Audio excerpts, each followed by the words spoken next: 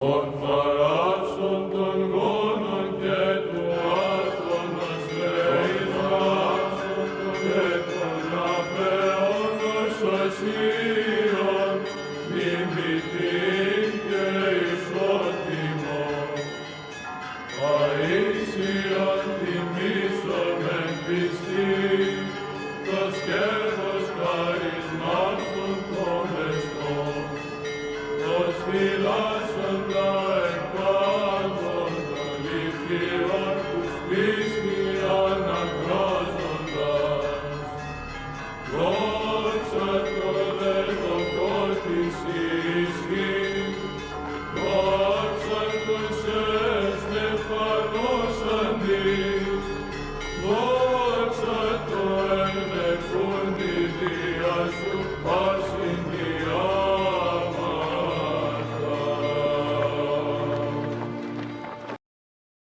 Por farat sunt un gonul chetuat, onos leizat, ketuna pe onos osian, nimitin ke isotimo.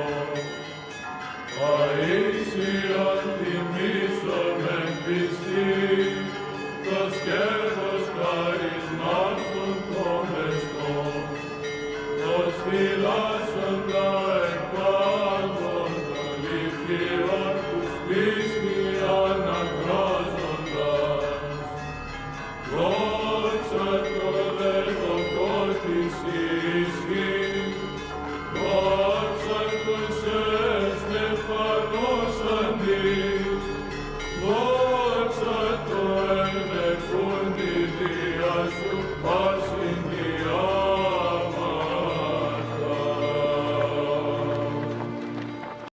Por farat sunt un gonul chetuat, onos leizat, ketuna pe onos osian, nimitin ke isotimo. Aisian timisomen pisti, tos kervos charismatum comeston. Os filasem laequator, liptior Christi anacrosondas. Doxator ego cortis isci, doxatus est Stephanos andis, doxator necundi dias passin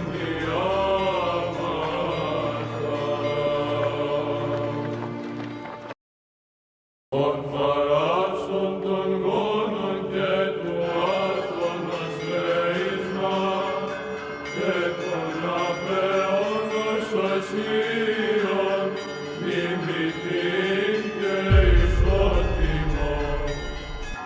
Aisian timisomen pisti, tos kervos charismatum comeston. Os filasem laequator, liptior Christi anacrosondas.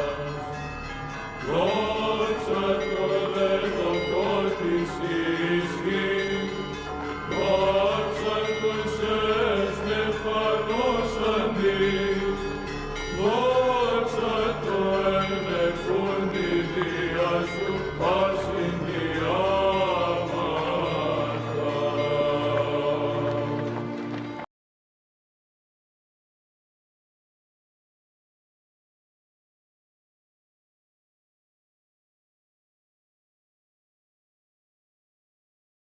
context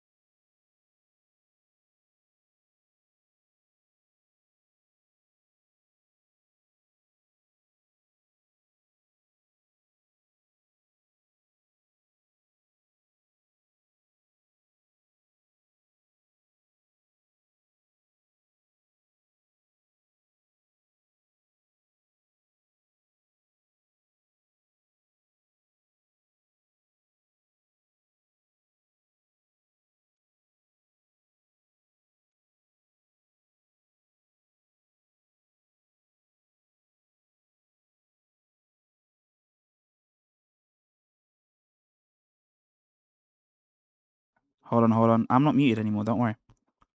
I'm not muted anymore. I don't know why my time is getting torched right now. What do you mean your time's getting torched?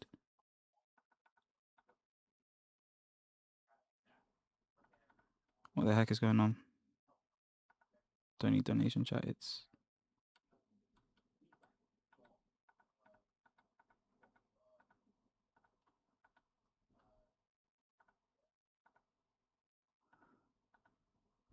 ugh.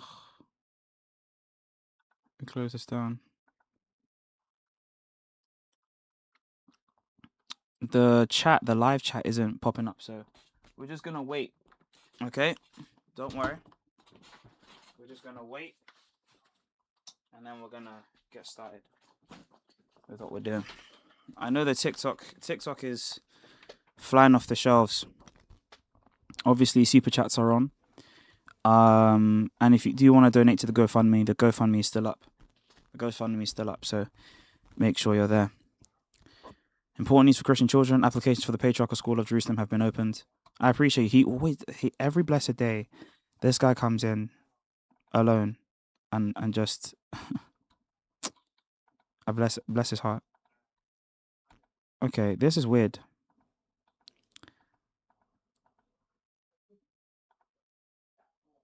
Yeah, I need to edit this.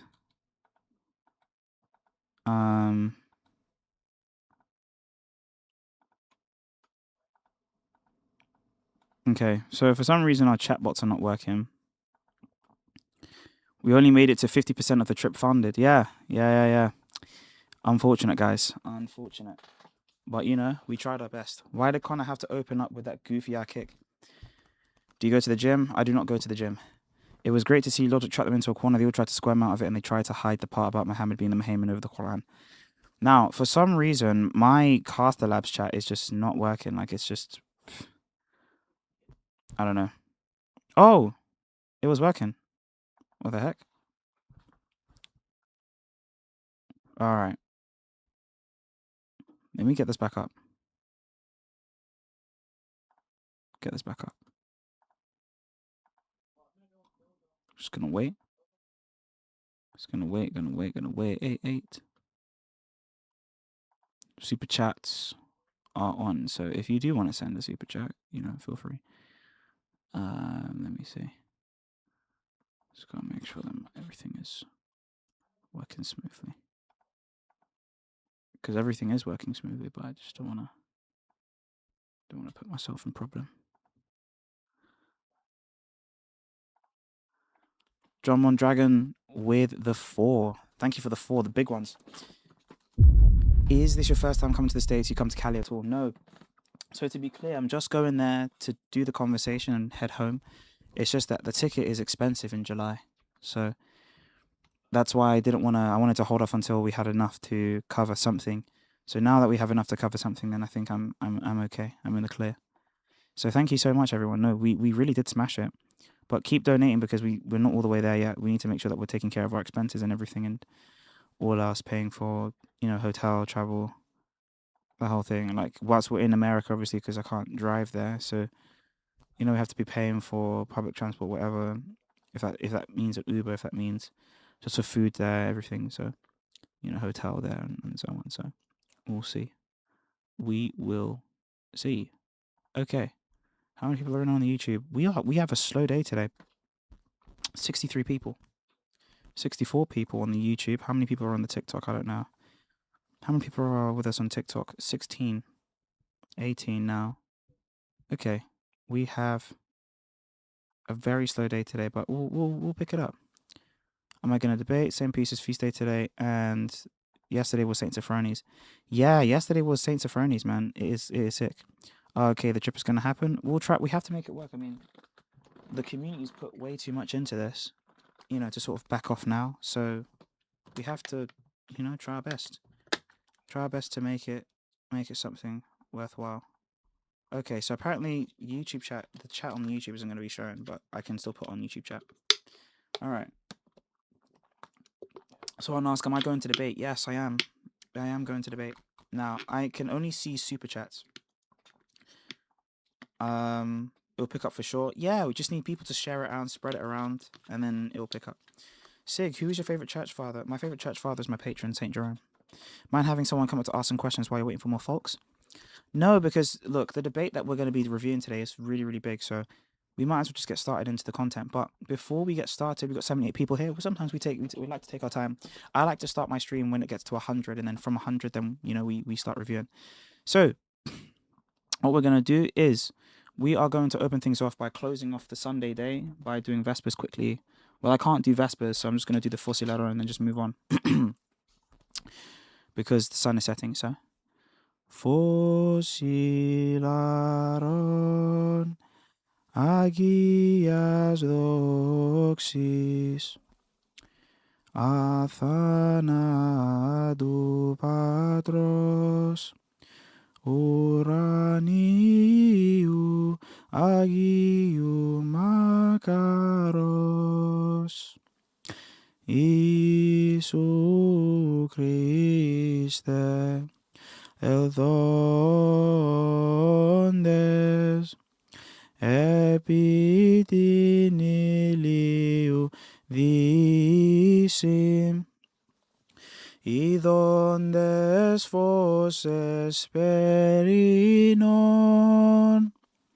imnumen patera ion que agion pneuma theon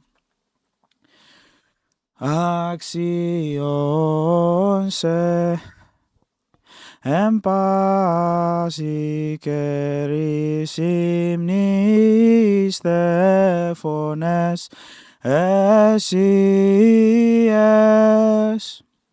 Ietheu zoin odidus Dio cosmos sedoxa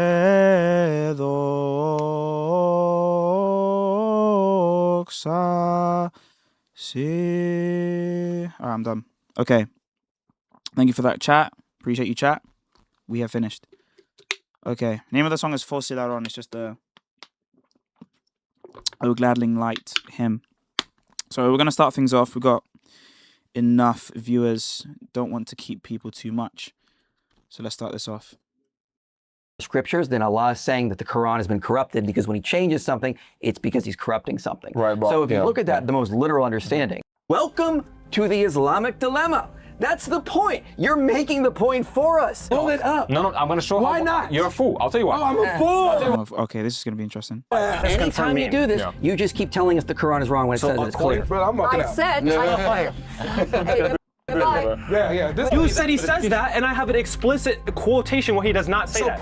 So if you can show me where he says that, please show me. You're incapable of answering straight away. Please stop. You guys just didn't accept this, and you went to scholars instead. You went back to scholars. Oh, let's just quote some other scholars now instead of Allah when you were Team Allah a second ago. You just shot yourself in the foot. Have I seen Cliff versus Cora, Cliff and Stuart versus Cora and Ortho Muz? Yeah, I have. I've seen it and I already reviewed it. You can check out my channel. Check out the last live stream. Again, here, and let me just make the point because you're not going to answer like straight away. Here's the point. The point is, All right, let's see this. Is the Quran the final revelation of God? beautiful. Beautiful. Okay, one thing I have to say, like I have to comment on this because it happens all the time when I hear these people. There is constant phatic language. And for those of you that don't know what phatic language or phatic expressions are, phatic expressions are expressions where you need to fill the void because you have nothing useful to say.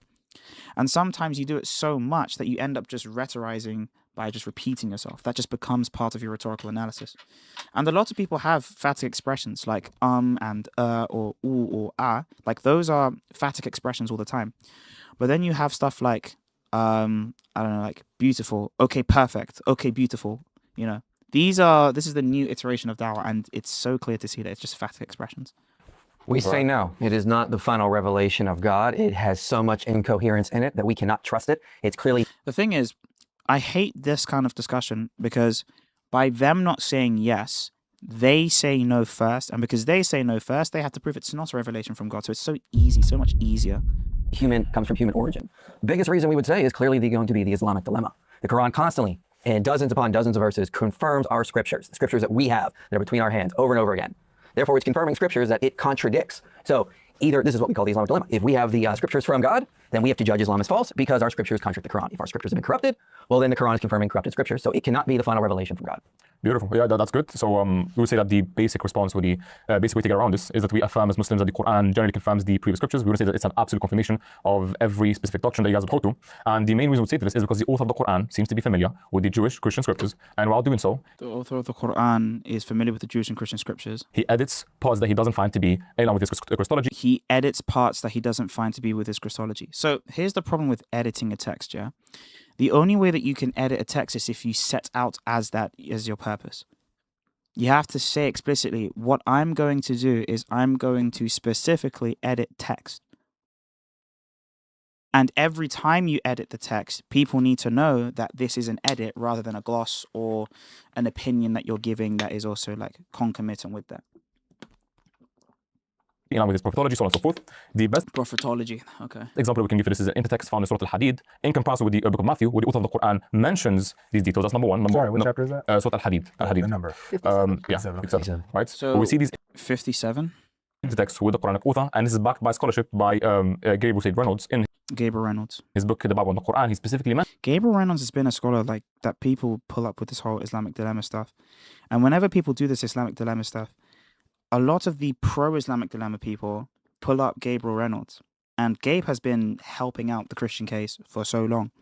But the Muslims are now trying to use Gabe Reynolds as though they're supporting them. So that's interesting. Mentions that the author of the Quran is familiar with the biblical prophets, is familiar with the stories, right? And changes the prophetology according to what he believes is true. But so changing prophetology doesn't mean that you are saying that the texts themselves need to be altered because they're edited. The Islamic dilemma, remember, is trying to say that if the Quran is true, Islam is false. And if the Quran is false, Islam is false. And another version of the Islamic dilemma is also saying, if the Bible is true, Islam is false. Right? And if the Bible is false, Islam is false, because then it's affirming corrupted texts, which the Quran can't do. Which is why the conscious edits argument is trying to be made, to basically assert, oh, well, we affirm that we gave you something, but we need to edit what we've given you. So the author of the Quran consciously edits this material. We would say that is not an absolute confirmation, and that'll be like the basic response. What do you think of that? Yeah, I think that one, he looks so tired. There's nowhere in the Quran that says that. Right. There's nowhere in the Quran that gives any such idea or implication of a partial confirmation. Yeah, that's true. Over and over again, you see the Quran saying that either you confirm a text fully, or you confirm a text partially. Or you confirm a text. Well, you negate a text. Either you confirm it fully, you don't confirm it at all. it confirms the Torah and the gospel. It confirms the Torah and the gospel. It confirms what is with you, chapter 2, verse 41. It commands the Jews and the Christians to believe in the Quran because it confirms what they have with them. And so it wouldn't make sense that the Quran is saying, oh, well, actually, it's only confirming some of what you have, so believe in the Quran because it's in line with part of what you have. That just wouldn't follow. It just, I think, makes the problem worse. Saying that there's conscious edits would be saying that Muhammad is actually purposely creating the Islamic dilemma, you know? And so you have verses where, you know, it points to the previous scriptures as like the standard of truth on how you can know that the Quran is getting some of these stories correct. Chapter 10, verse 94, it says, if you're in doubt, then go and ask those who've been reading the scripture before you. Truly, the truth is coming to you from your Lord, so be not of those who doubt, right? Chapter 2, verse 85, it says, you know, talking about the Jews who are going against the Torah, right? Going against what they don't like, choosing what they like. It says, do you believe in part of the scripture and reject the rest? What is the recompense of those who do so among you except disgrace in this life? And then hereafter, you get a severe torment. So you're going to go to hell if you believe in part of the scripture, the Quran says. So this idea of partial confirmation, I don't see it in the Quran. Yeah, so that's good data to basically demonstrate that that's not the case.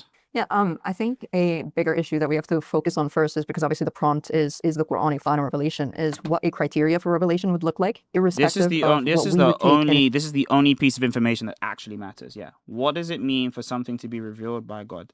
What is the revelation of God, please? interpretation of a particular verse to be. Because if we're going to sit here and argue about particular interpretations and this scholar It's not a re-upload. This is a new thing. says this, but this one says that about a particular verse, it's not really going to get anywhere. But if we can establish some sort of fundamental basis as to what a particular revelation looks like from God, or from specifically the Abrahamic God, as we're going to be discussing between the Bible and the Quran, I think it's going to be a lot more, of a fruitful discussion. But I mean, obviously at the same time, when it comes to the Islamic dilemma, I think when it comes to this particular discussion, like I said, there are many different scholarly opinions, and those things can be taken out of context. They can be twisted into different ways, etc. But at the end of the day, if we agree that there is a majority opinion from the scholars who, from the beginning of Islam, took a position or held to a position where there was going to be a the problem is the major position isn't the issue here. This is not a thing where we're asking whether Muslims at the time believed X, Y, and Z. The Islamic dilemma has nothing to do whether Islamic scholarship believes something's the case. The Islamic dilemma has everything to do with whether the text itself purports that. Because scholarship, specifically Islamic scholarship, will be biased towards defending the character of the Prophet and the Quran and Allah in as much as it doesn't get a derision from the community. So anything that the major opinion says is only to safeguard the community. It has nothing to do with a pure, unbiased analysis of the Quran. That's just not true. Now, when we look at the Quran, when we look at the Quranic text, that's where the Islamic dilemma comes from. It's very similar to the way that simply because I quote the church fathers and I say this is the fathers of the church opinion on a thing, that has no bearing as to whether or not this text is from God or this text says X, Y, and Z. If you're asking what was the reception of this text from those the text was given to, that's a different thing than what actually the text itself evokes. General confirmation in the sense where for example, you have Ibn Abbas and other individuals who say things such as the Quran is a criteria over them. He says that the Bible and the Torah were corrupted. He says to the people, the Muslims specifically, he says, why is it that you read what they have when you have that which is already not corrupted, and it is clear, it is undistorted, and it is given to you by the Prophet, peace be upon him, and they don't read your scriptures. What does Ibn Abbas say about the prior scriptures in the Hadith, though? Yeah, he specifically says it's corrupted What's and the distorted. He says there is tahrif, I believe. Well, the thing is that the same Arabic word shows up in Surah 16:101 when Allah is talking about abrogation. So that means corruption. What is the word in Arabic? What is it? I think I'm probably going to butcher it, but it's like bid'allah, something like that. Tabdil. So, Tabdil. But yeah, but the problem with conscious editing isn't abrogating. Conscious editing is saying, we know that this particular thing is wrong, and I didn't say this. I'm now saying this. Abrogation is saying, I did tell you this piece of information, and now I'm bringing to you a new piece of information that I want you to follow instead of this old piece of information that also came from me. Good example of abrogation was the fact that alcohol was allowed for the Jews to drink, and then it was revealed for the Jews they could drink the alcohol, and then now with Muhammad, alcohol was prohibited. I don't know the exact, but it's the same word in 1601 is my point, though. So that's important because he's talking about abrogating. So if that word means that we've corrupted our scriptures, then Allah is saying that the Quran has been corrupted because when he changes something, it's because he's corrupting something. Right, so if you look at that most literal understanding, is that they substituted the book of Allah, not that it's been corrupted. Right, so I want to work backwards with 1094 to 85, specifically regarding the objection they gave. I don't believe it addressed the substance of conscious edits. So you mentioned specifically of the oath of the... It doesn't... So, wait, what? They substituted the book of Allah, not that it's been corrupted. Right. That does address the substance of conscious edits, because conscious edits is saying that any time there is information that's dissimilar to the previous text, it's because the Quran is consciously editing it. IP makes a distinction between editing a text and abrogating a text, and argues that the data in the Quran seems to more line up with abrogation of texts rather than the addition of texts. Because in order to argue that the text is edited, they have to say this particular thing is wrong, and I'm also saying this. Which you can't do if we just take the Quran as a skeletal text without this huge hadith literature and narrative, a narratological scheme that basically tries to essentially, narratologize like a completely different thing. For this guy, though, he's like, yeah, I just don't think it addressed conscious edits. Never says why. Don't understand why he never says anything. So I want to work backwards with 1094 to 85, specifically regarding the objection they gave. I don't believe it addressed the substance of conscious edits. So why? You mentioned specifically of the oath of the Quran, which you posit to be... Muhammad? Beautiful. Muhammad, sure. Let's go with that. The oath of the Quran purposefully goes against the previous scriptures. Would you agree? So when he says he goes against the previous scriptures, going against the previous scriptures could either mean that he knows what the previous scriptures are supposed to say and then says something in contradistinction to that, or that he says something that he thinks is in agreement with the previous scriptures and just, gets it wrong. Now, of course, he will never go with the second option because he presupposes that the text is infallible. And if the text is infallible, he can never get anything wrong. In that case, he specifically doesn't believe that it's revelation if he purposefully, knowingly changes revelation, right? Yeah, no, I don't think he's going against the scriptures. I think he's hearing stories beautiful. and going against what he's hearing. Amazing. Right. So you're saying that there's an old tradition by the Jews and the Christians that he's listening to, and he doesn't believe that it's revelation or the Bible specifically, Correct. right? So that wouldn't hold weight for two main reasons. The first reason is that we know that the author of the Quran is very familiar with the biblical text. I gave you the inference from Surah Al-Hadid, He did not give the inference from Surah Al-Hadid. You just quoted the entire chapter, and then you never actually showed it. What verse in Surah Al-Hadid is he referring to? How many verses are in Surah Al-Hadid anyway? I don't even know how many verses there are in Surah Al-Hadid. Like dozens of verses here. It's like 28 verses. Which one? This is so that the people of the book who deny the Prophet may know that they do not have any control of Allah's grace, and that all grace is in Allah's hands. He gives it to whoever he wants. Fear Allah and his messenger, double share of his mercy. Then in the footsteps of these prophets we sent our messengers, and after them we sent Jesus, granted him the gospel, and instilled compassion and mercy into the hearts of his followers. As for monasticism, they made it up. We never ordained it for them. So look at this. This would be, for example, an example of a conscious edit. Right? This would be an example of data that points to a conscious edit. Why? Because when Allah talks about a topic, he then says whether or not he agrees with the topic and why. He says, in the footsteps of these prophets, so where is it? Indeed, we sent Noah and Abraham and preserved prophethood and revelation for their descendants, which is weird, right? Because the actual text here in Surah Al-Hadid is saying we reserved it for them. We reserved revelation for their descendants. Interesting. But then he says in verse 27, in the footsteps of these prophets, we sent our messengers, and after them we sent Jesus, son of Mary, granted him the gospel, and then, listen to what he says about them. He instills compassion and mercy into the hearts of his followers. So the people that follow Jesus are going to have compassion and mercy. Cool.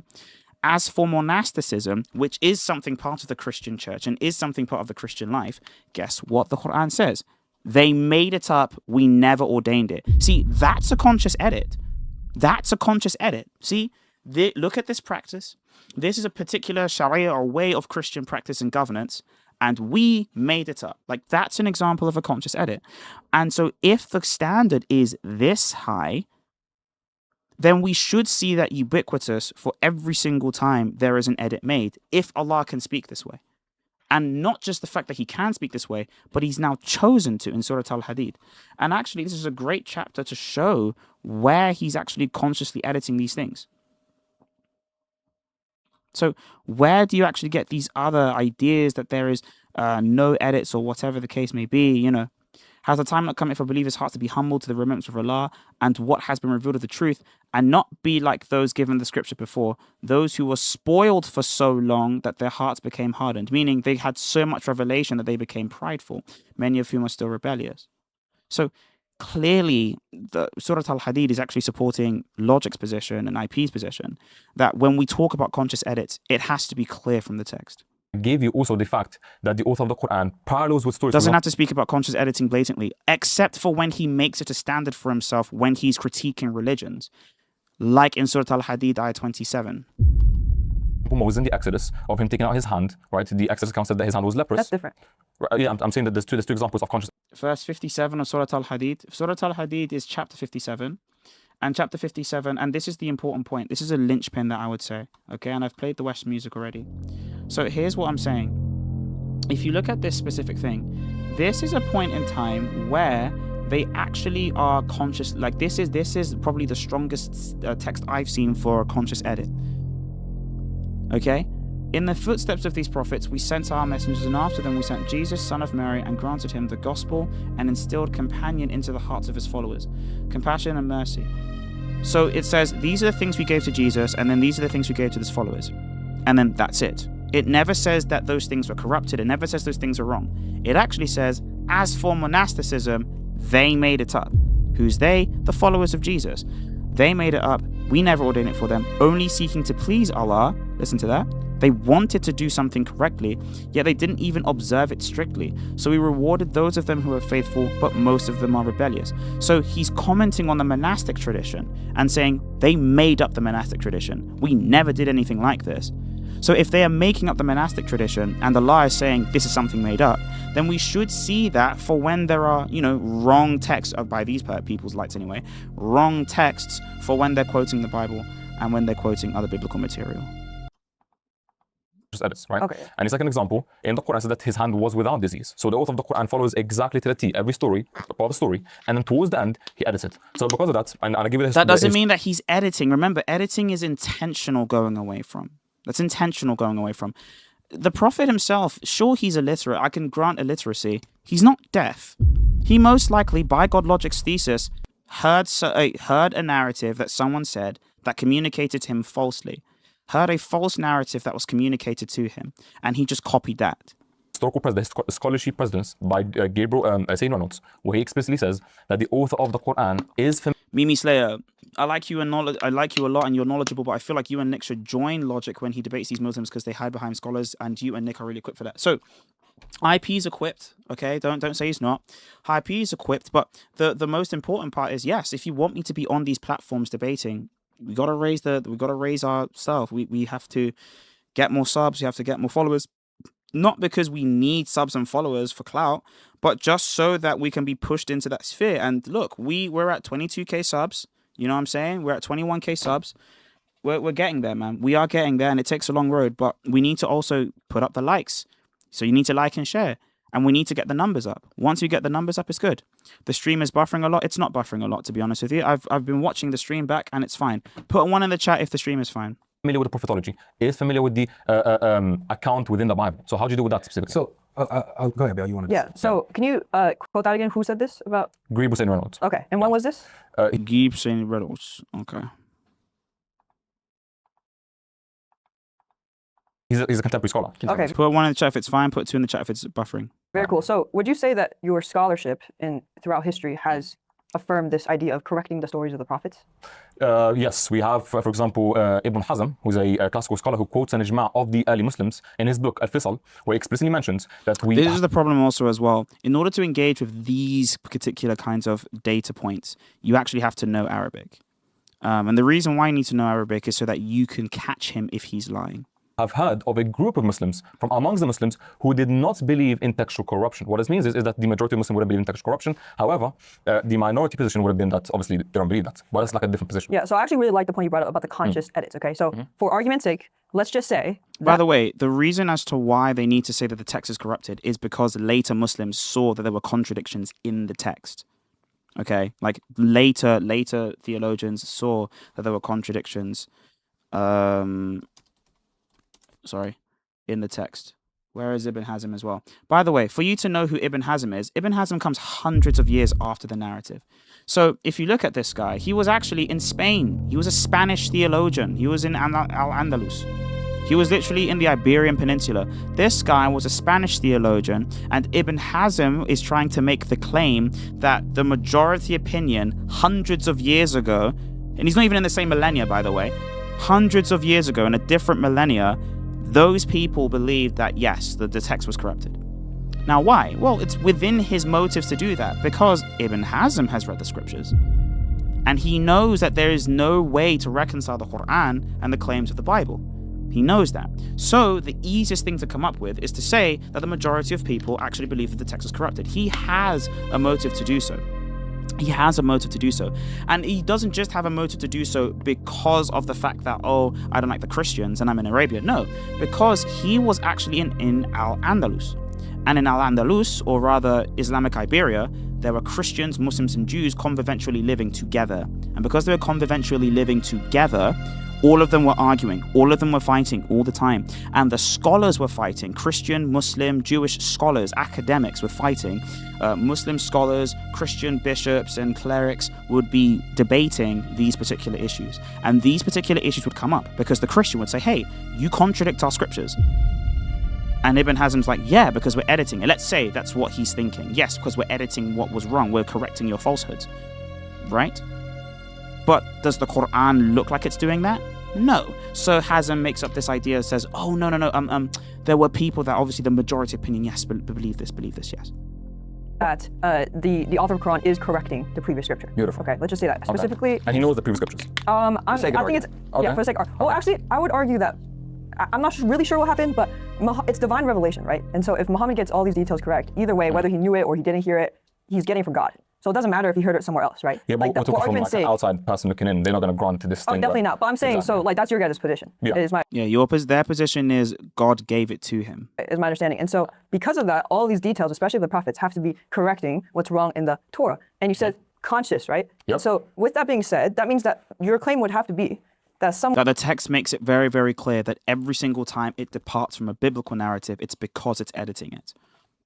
A Jew, which is where the Muhammad conversation has to come in. Went and changed the stories in the Torah.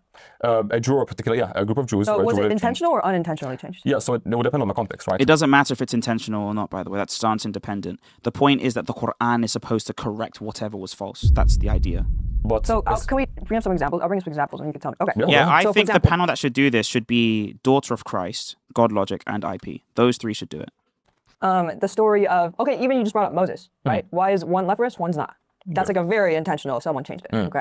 Another example would be, this one actually strikes me a lot. So the story of Joseph, okay? There's many irreconcilable differences. So for example, Jacob's reaction to Joseph's quote unquote death, right? So in the Quran, Jacob's like, I have faith by Allah, he's alive. He doesn't say that, he says implicitly at first, and then later on, after they're going back to Egypt, so this is years later, he's still like, no, I can smell Joseph. Go look for Joseph. Finally, when he finds out, he basically was like, I told you guys, I told you he was alive. Now, when you look at the Torah, so his reaction to the death is he goes, Joseph is without doubt torn to pieces. And then years later in Egypt, he's like, don't take Benjamin. Joseph's already dead. He was torn to pieces. Later, finally, when he sees Joseph, he's still like, or he hears about Joseph, he's like, no, I don't believe it. So this is very intentionally changed because you can't just change it in one place. You have to go and change it in like multiple other places. Beautiful. And so my idea is this. That's one mistake I just brought up, right? Yeah, do you want to suggest that? Well, she's got the point is that there are these intentional changes. And that's just one difference I brought up, okay? Beautiful. But there's actually 944 differences just in the 98 verses of Surah Yusuf. Sorry, of the story of Joseph in Surah Yusuf. Okay. And so that is kind of crazy. And so my question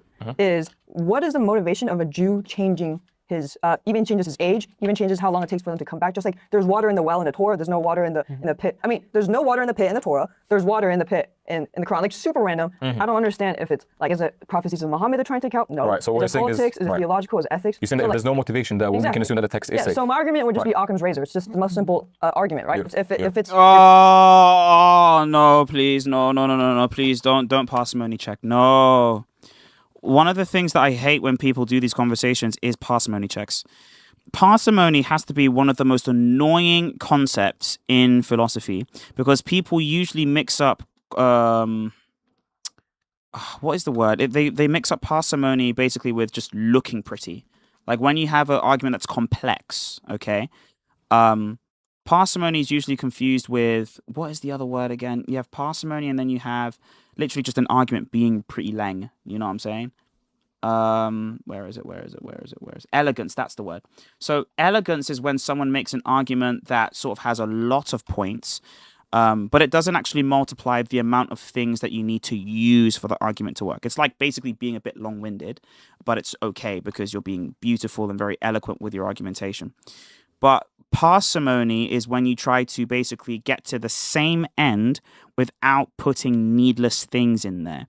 So this is not a parsimony thing by getting to the same end. Remember, the end is concluding the correct view of the Quran, and the correct view of the Quran might need these kinds of elements in there.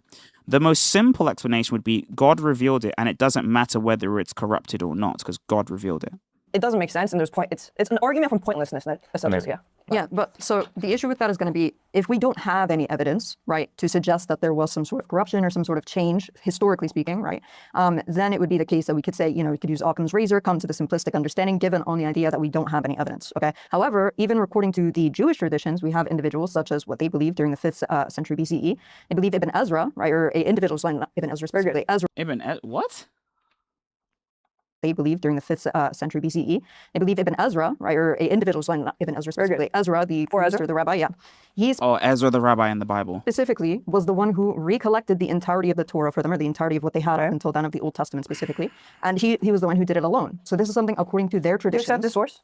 I don't need to accept this source. So I don't The point is, either hold on. Yeah. The point is that I'm showing is that there is certain things that occur historically where we could use them as some sort of evidence to negate. No, you are using confirmation bias. If you don't actually believe the source is legit, simply citing the source for confusion is literally citing the source for confusion.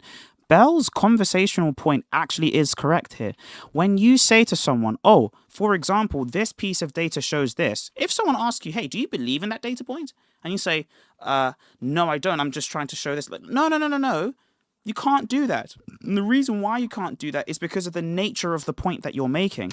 That's like me saying, evidence for the fact that Patriarch Flavian was, let's say unalive in a bad way by Monophysite monks, is the fact that these monks said X, Y, and Z. So do you believe that all the hagiographies are true? I believe this data point is true. I believe this one particular data point is true because there are other data points that are not part of my belief that also corroborate that. But I also believe that that entire text is a narratological case that is historically verifiable. I don't just chuck out the entirety of the text just because of that. But that's what she's done. She's chucked out the entirety of the text. Now, we can go to Ezra, and the story of Ezra is so cool. All Ezra's story is literally just, he wants people to come back to worship in Jerusalem, and you need to read Ezra and Nehemiah. He finds the law again, he restores the temple, and then people go back. But I don't think he could show you where he actually shows you the prophets and things. Because to say that the entire Torah was just lost would mean that prophets like Haggai and Zechariah, Haggai, who was a prophet, and Zechariah, the son of Edo, for example, they just did not have like the revelation of Moses, which is false, right? They kept the Shema, and the Shema in the Deuterocanon, in Deuteronomy, says that they need to keep the law on their minds and in their hearts. And the chief safeguarder of the law at any point in time in Jewish history, at least up until John the Baptist, has to be the prophets, at least up until Malachi. It has to be the prophets. So I don't understand why we're making this claim as though it was Ezra that reconstructed it by himself with zero help. Like, there's just zero help defense. We didn't know anything, The proposition. Do you know when this was written? Sorry to interrupt you. I'm sorry. Yeah. So it could. I'm not sure when specifically it's written. It comes within their oral tradition, though. So this is post Jesus. This is way. She wasn't referring to 4th Ezra. I know you're referring to that, but she wasn't referring to that. Yeah, She's no. referring to the Torah itself, like in 2 Kings 22 and 25. Like in 2 Kings 22, when it says that. Yes, that Josiah found them. I actually do know this one because Josiah was 8 years old when he became king, and that was like a Bible trivia fact for some reason. So if I go to, I think it's like 1 Kings or 2 Kings 22. Yeah, 2 Kings. Here it is. This is what he's referring to. Listen to this again. Referring to that. She's referring to the Torah itself, like in 2 Kings 22 and 25. 2 Kings 22, verse 25. There's no verse 25 in 2 Kings 22.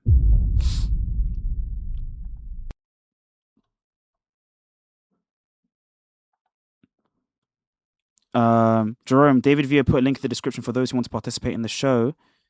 Oh, I appreciate you. Yeah. You mean Brian DeVilla? Yeah, he did. Look. If we can raise the funds to come over to, if there's another opportunity and he lets us know, I'll put another GoFundMe out and then we'll do it all again, okay? And we'll raise up the money to be able to go. But let's get this one done. I don't want to be, asking people for money. It's just weird. But anyways, surely therefore I will gather you to your fathers and you shall be gathered. So this Sarah guy just made up a verse that doesn't exist. 2 Kings 22:25. Does he mean 2 Kings 22, chapter 20, maybe 2 Kings 22 and 2 Kings 25? Well, it can't be 2 Kings 22. No way, the verse doesn't exist. What the hell? When specifically it's written, it comes within their oral tradition. No. So this is post Jesus. This is way. She wasn't referring to 4th Ezra. I know you're referring to that, but she wasn't referring to that. Yeah, She's referring to the Torah itself, like in 2 Kings 22 and 25. In 2 Kings 22 and 25. So does he mean chapter 22 and chapter 25? Because this is just basically where the city wall gets broken through, everyone's captured. This is in Jericho. Zedekiah has his eyes put out, They put out the eyes of Zedekiah, bound him with bronze fetters, took him to Babylon. They broke down the walls of Jerusalem, burned everything with fire, bronze pillars. They took away the pots, shovels, trimmers, fire pans, basins, everything that Solomon basically made. They took all the temple stuff. Nebuzaradan, captain of the guard, took these, brought them with. Gedaliah says some stuff. Mizpah. Jehoiachin's released from prison. He ate bread regularly before the king.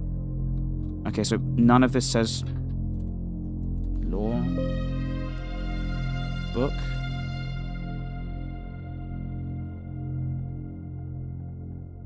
Yeah, there's no book here. Okay, so where's the Torah being lost in chapter 25? It's not, because it has to be the Josiah one. I know that Josiah somehow finds the Torah. It's in chapter 23, but is it here? This one? Is that what he's referring to? Inquire of the Lord for me, for the people of all of Judah, concerning the words of this book that's been found. It doesn't exist. Like in 2 Kings 22, when it says that King Josiah found the book of the law, he found... Oh yeah, we know that. So where he was going through, this is the narrative. So when Hilkiah the high priest said to Shaphan the scribe, I found... Now the thing is, the funny thing is, this is not Josiah that finds it. This idea that it's Josiah that finds it is not true. It's the high priest Hilkiah who has access to those records who finds it. On Deuteronomy, it lost it. And then later in 2 Kings 25, it says that when King Nebuchadnezzar came and destroyed the temple, okay, so it's 2 chapters. He burned down everything. Everything was lost.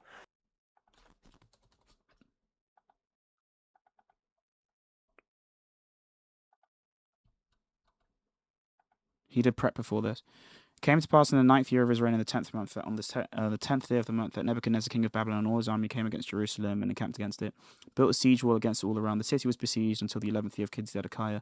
But the 9th day of the 4th month, the famine was so severe in the city that there was no food for the people. The city wall was broken through. All the men of war fled at night by way of the gate between 2 walls, which is by the king's garden, even though the Chaldeans were still encamped all around the city. And the king went by way of the plain, but the army of the Chaldeans pursued the king, and they overtook him in the plains of Jericho. All his armies were scattered from him, so they took the king and brought him up to the king of Babylon at Riblah and pronounced judgment on him. They then unalived the sons of Zedekiah before his eyes, put out the eyes of Zedekiah, so they blinded him, bound him with bronze fetters, took him to Babylon.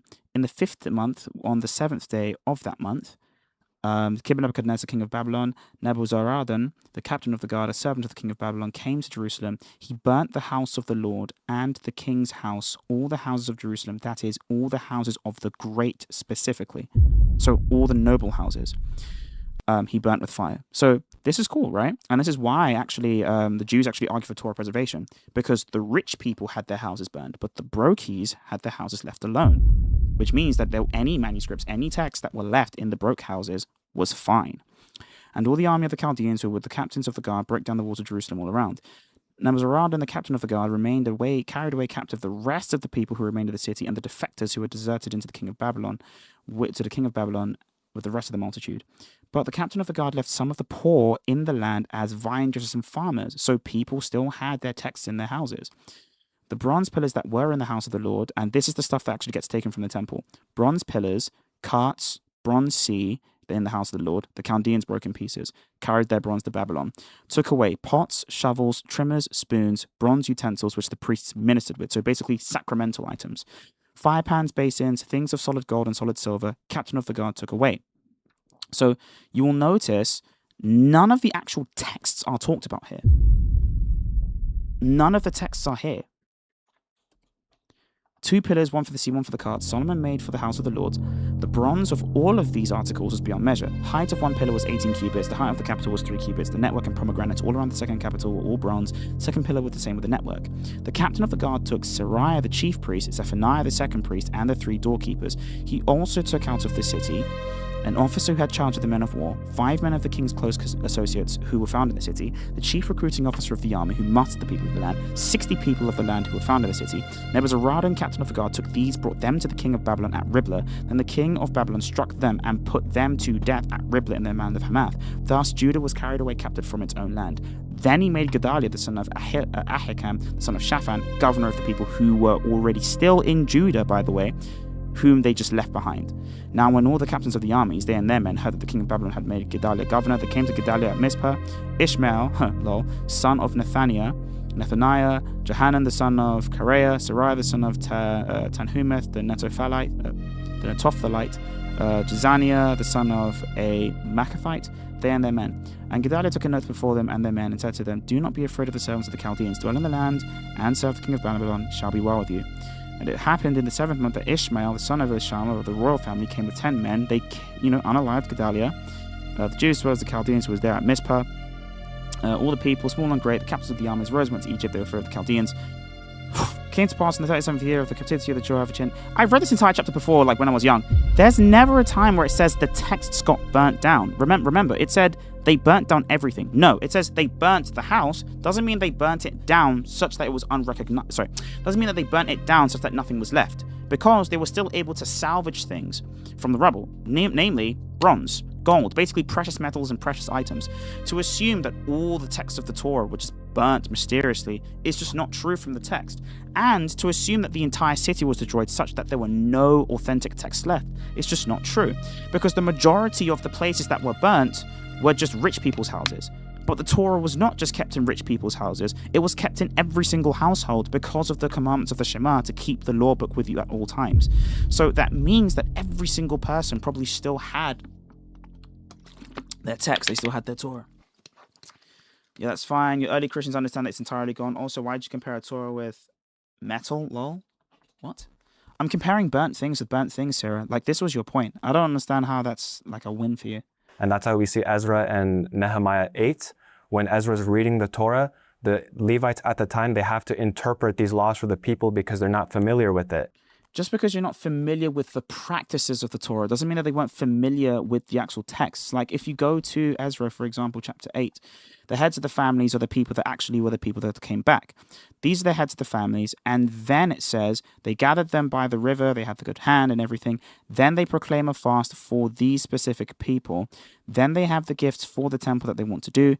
Then they go back to Jerusalem. Then they have the children that do those kinds of things. And this is the wait. Now, my problem here is I don't know where you say that they are actually reading the law. It's not here, right? It's just not here. These are the heads of the families, and then they have the whole intermarriage with the pagans. Now, I think you said Nehemiah 8, or did you say Ezra 8? The Levites at the time, Ezra and Nehemiah 8. Nehemiah 8. This is Nehemiah, because Ezra and Nehemiah are basically just one book. I just treat them as one book. This is them keeping the feast. All the people gathered together as one man in the open square that was in front of the water gate, but it actually talks about the returning exiles that came. Now, the people that came, look at this. We actually notice the people that came back. Those who came with Zerubbabel were Jeshua, Nehemiah, Azariah, Ramiah, Nahamani, Mordecai, Bilshai, Mispereth, Bigvai, Nahum, and Ba'ana. The number of the men of the people of Israel, the sons of Parosh, sons of Shephatiah, sons of Ara, Bath, Moab, all these kinds of people were the people that basically came back, okay? Like all of these kinds of people. Now, when they came back, this is where they actually have the explanation of the law. All the people gathered together as one man in the open square that was in front of the water gate. They told Ezra the scribe to bring the book of the law of Moses, which the law had commanded Israel. So Ezra the priest brought the law before the assembly of women and men, and all who could hear with understanding on the first day. When he read it from the open square, from morning till midday, before the men and women and those who could understand, and the people were attentive. So Ezra the scribe stood on the platform of wood. Where does it say that they don't understand here? It actually says, I grabbed all the people that do understand the text, and then they are doing it. The thing that they don't understand, and they don't understand the explanation for, is keeping the Feast of Tabernacles. And the reason why is because it's logistically a nightmare. It's just logistically a nightmare. So I don't really understand what's going on. What is going on with my chat? This guy? Yeah, that's fine. Your early Christians understand it's entirely gone. Okay. But like I asked earlier, can I have a source for what you said on Jews? I don't want to have to make an X post about this. Yeah, this will never work for you. I'm sorry. Like you gotta quit. You actually have to quit. Okay. You said that, and this is your argument. Okay, listen to this. Everything was lost. Everything was lost, and that was in 2 Kings 25. Everything was not lost. That's just not true, because there was a contingent of Israelites, a large contingent that stayed that stayed on the site, that stayed on the war site. And that's how we see Ezra and Nehemiah 8. When Ezra's reading the Torah, the Levites at the time, they have to interpret these laws. The Levites have to interpret these laws. You can read Nehemiah 8 and you can see whether or not the Levites are the people interpreting the book of the law. No, the entire text, who's Ezra the priest, he reads it himself, and every single person who could understand what the text is saying was present. Okay? From morning till midday, before the men and women of those could understand, and the ears of all the people were attentive. So they were attentive to the book of the law. So Ezra the scribe stood on the platform of wood which they had made for the purpose, and beside him at his right hand stood all of these other people. And Ezra opened the book in the sight of all the people, and when he opened it, all the people stood up, and then they obviously bowed their face and they worshipped God. Now, Nehemiah, who was actually, where is it? This is the text that he's going to be quoting. This is verse 8. So I'm just going to read this. Helped the people, held on. Also Jeshua, Bani, Sherebiah, Jamin, Akub, Shabbathai, Hodijah, Messiah, Kelita, Azariah, Josabad, Hanan, Peliah, and the Levites helped the people to understand the law, and the people stood in their place. So they read distinctly from the book in the law of God and gave the sense and helped them to understand the reading. Now, the reason why you're making this argument here is to assume that nobody understood what the text meant, and this is a new thing that they had to do in order to get the understanding back. This is actually an implicit assumption that you don't speak about. But this was the way that they read the Torah all the time. Like, this was just the way they read the Torah all the time. It was the responsibility of the priests, of the Levites, of the prophets to explain and clarify what the book of the law of God is saying. What the book of the law of God is saying. And so, because it was the responsibility to clarify what the book of the law of God is saying, it means that Ezra is just reestablishing that practice. And the reason why we know that is because it makes a distinction between people that don't understand and the people that do understand. As you can see, these are the people that basically understand the language that's actually being said, which is impressive because they actually reserve that language. Lost for the people because they're not familiar. But Sarah, you can come up right now if you want to really derail our entire live stream, dude, and have like a re-Islamic dilemma debate. With it. And that's why we see in verse 16 to 17 that they quote a law that hasn't been done since the time of Joshua. A law that hasn't been done doesn't mean a law that's not been understood in this way. It's just that the logistics is a nightmare. Literally, the logistics itself is a nightmare. There are certain laws that haven't been done by the inundation of the temple, like killing a kid in its mother's milk. Like some Orthodox Jews, like many Orthodox Jews, still try to follow that, but a lot of people just think that you can do what you want. But I've heard you believe in documentary hypothesis. You don't think that the Pentateuch that we have, you don't. No. You don't think you think the Pentateuch that we have. Also, he said that Clement of Rome believed this. Hold on, let me actually get Clement of Rome, because you're derailing my stream now. I hate when people do this. And I love the fact that you watch me, bro. You are a fanboy. You are a fanboy. Yeah, Ezra's not mentioned in Clement of Rome, by the way. One from Moses wrote. This is a shift. Well, it's not a shift. I'm just, because she's asking how is it intentional and unintentional. So I can. Response so I reject. Well, you didn't give a response for how it's intentional. You assumed intent and then said, because we assume intent, this can be explained in that way. Just real quick, I reject the documentary hypothesis. So you think the Pentateuch was written by Moses? So I can address that. That's an irrelevant point. That is genuinely an irrelevant point. But first, I want to finish this. Hey guys, quick Clement of Alexandria isn't a church father. Find his name in the Synaxarion. break from the show. If You you're constantly misquote and never give sources. I always give sources. someone that actually enjoys these videos and you watch them regularly, or you want to make sure that you don't miss the big videos that we have coming up, make sure to subscribe to this channel. Subscribe. It's actually surprising. A lot of people think that they're subscribed to this channel already, When they're and not. they're not. Or maybe they were subscribed before and then they randomly get unsubscribed. So please Nice. take 1 second right now and go subscribe to this channel. It helps gonna time you out, myself call in and back the if you want to team get points. stay motivated. Yeah, you can just call in. We will make a StreamYard thing just for you, bro. If you really want to derail my entire live stream, if this is your big day, bro, I'm giving you content, dude. Okay? Motivated to make the best Christian conversations online. So please subscribe right now. Also, rather you're Catholic, I didn't Muslim, lie. I Orthodox, never lied. You just said Clement, okay? The first Clement that I'm going to think about is my saints, okay? I'm not going to think of non-saints. What the heck? any denomination. If you want to appear in the videos that we have coming up, there's a link in the description. In the description, guys. I'll be there. Wallah, I'll be there. Of this video that you could fill out. My team will reach out to you and see if you're going to be a good fit to be on the show. We want to get more and more videos out, so we need more people to appear in the videos. Shout out to Brian. Shout out to the big beard. We're going to call Brian the James Harden of apologetics. Okay. Either way, I don't hold to this Jewish traditions, and even if we did, But that still I wasn't doesn't- done with my point. Okay, I wanted I to wasn't done with for it. argument's sake, Oh my the Jewish gosh. tradition is correct. For argument's sake, let's just say. So essentially, it was changed, but then that would be an accidental change. That would be them unintentionally trying to put it together and they get it wrong.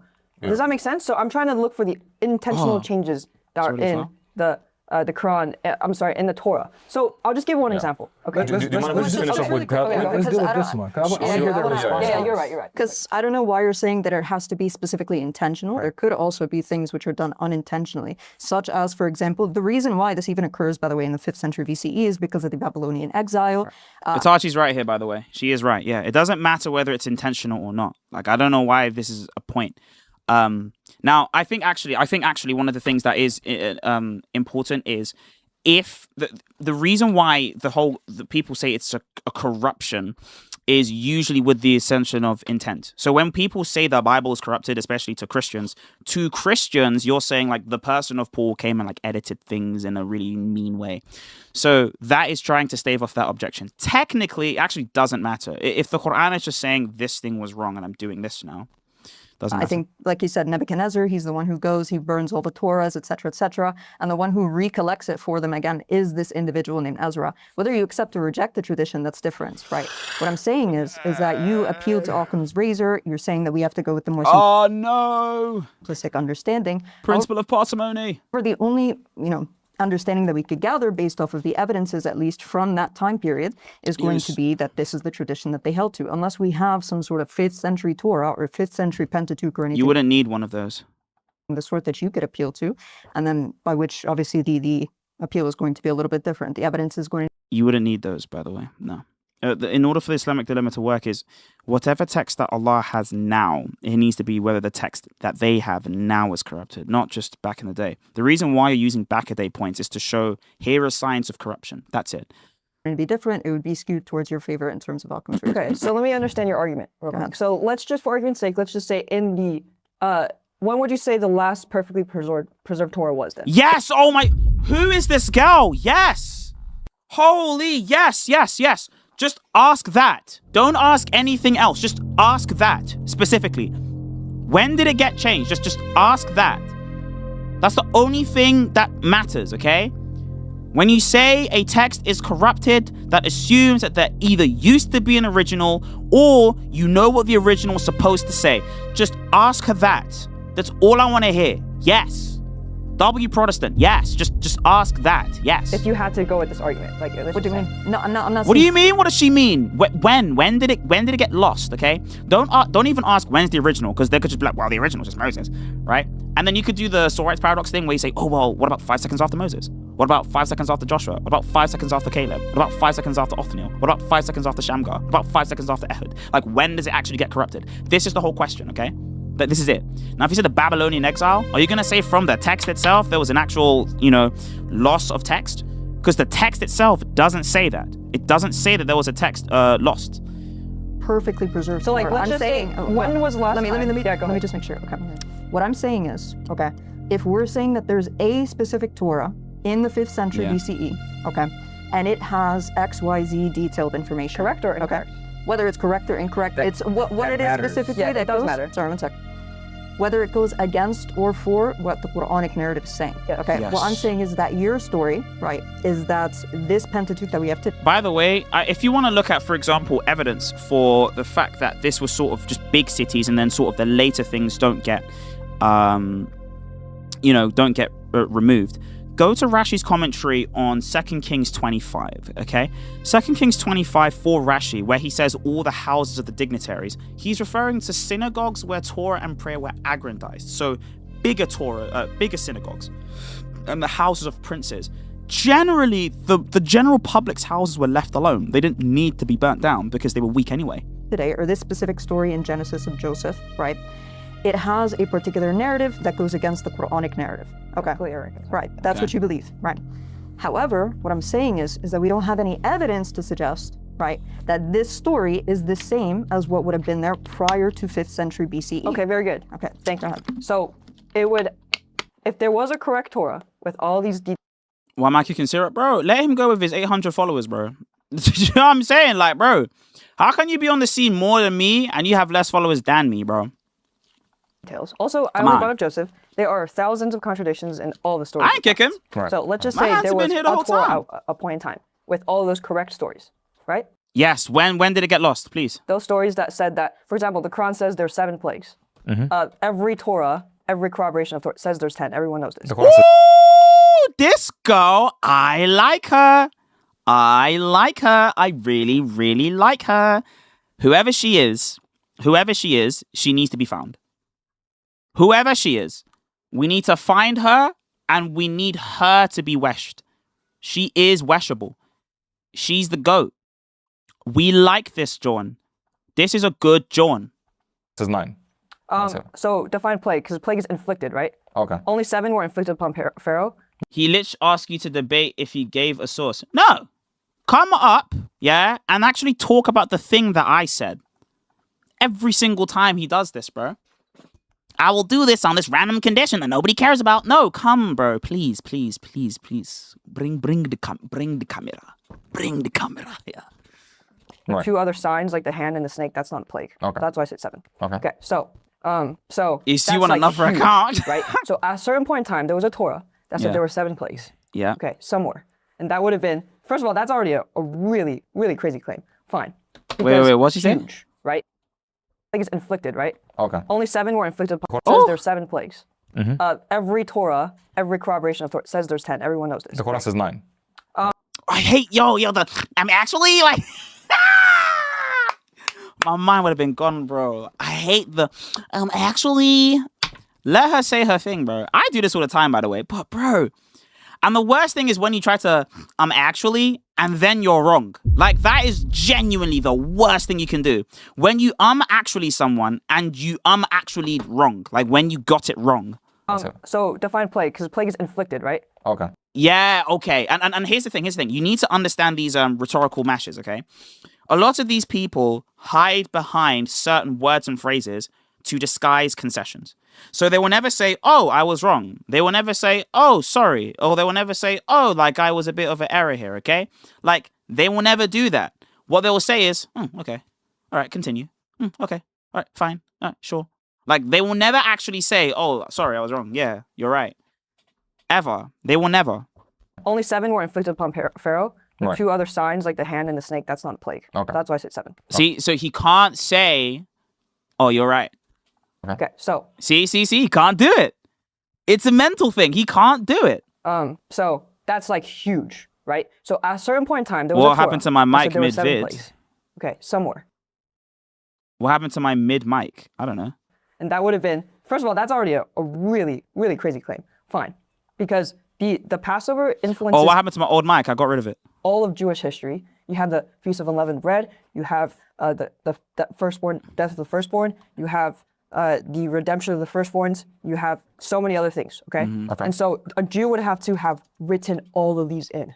Yes. Absolutely not. It was intentional. So they would have to add in the Passover lamb. They have to add in the Feast of Unleavened Bread. They would also have to change the fact that in the Quran, they were running away at night, and they changed it to be like Pharaoh's telling them, leave right now because my firstborn son just died. So Yes.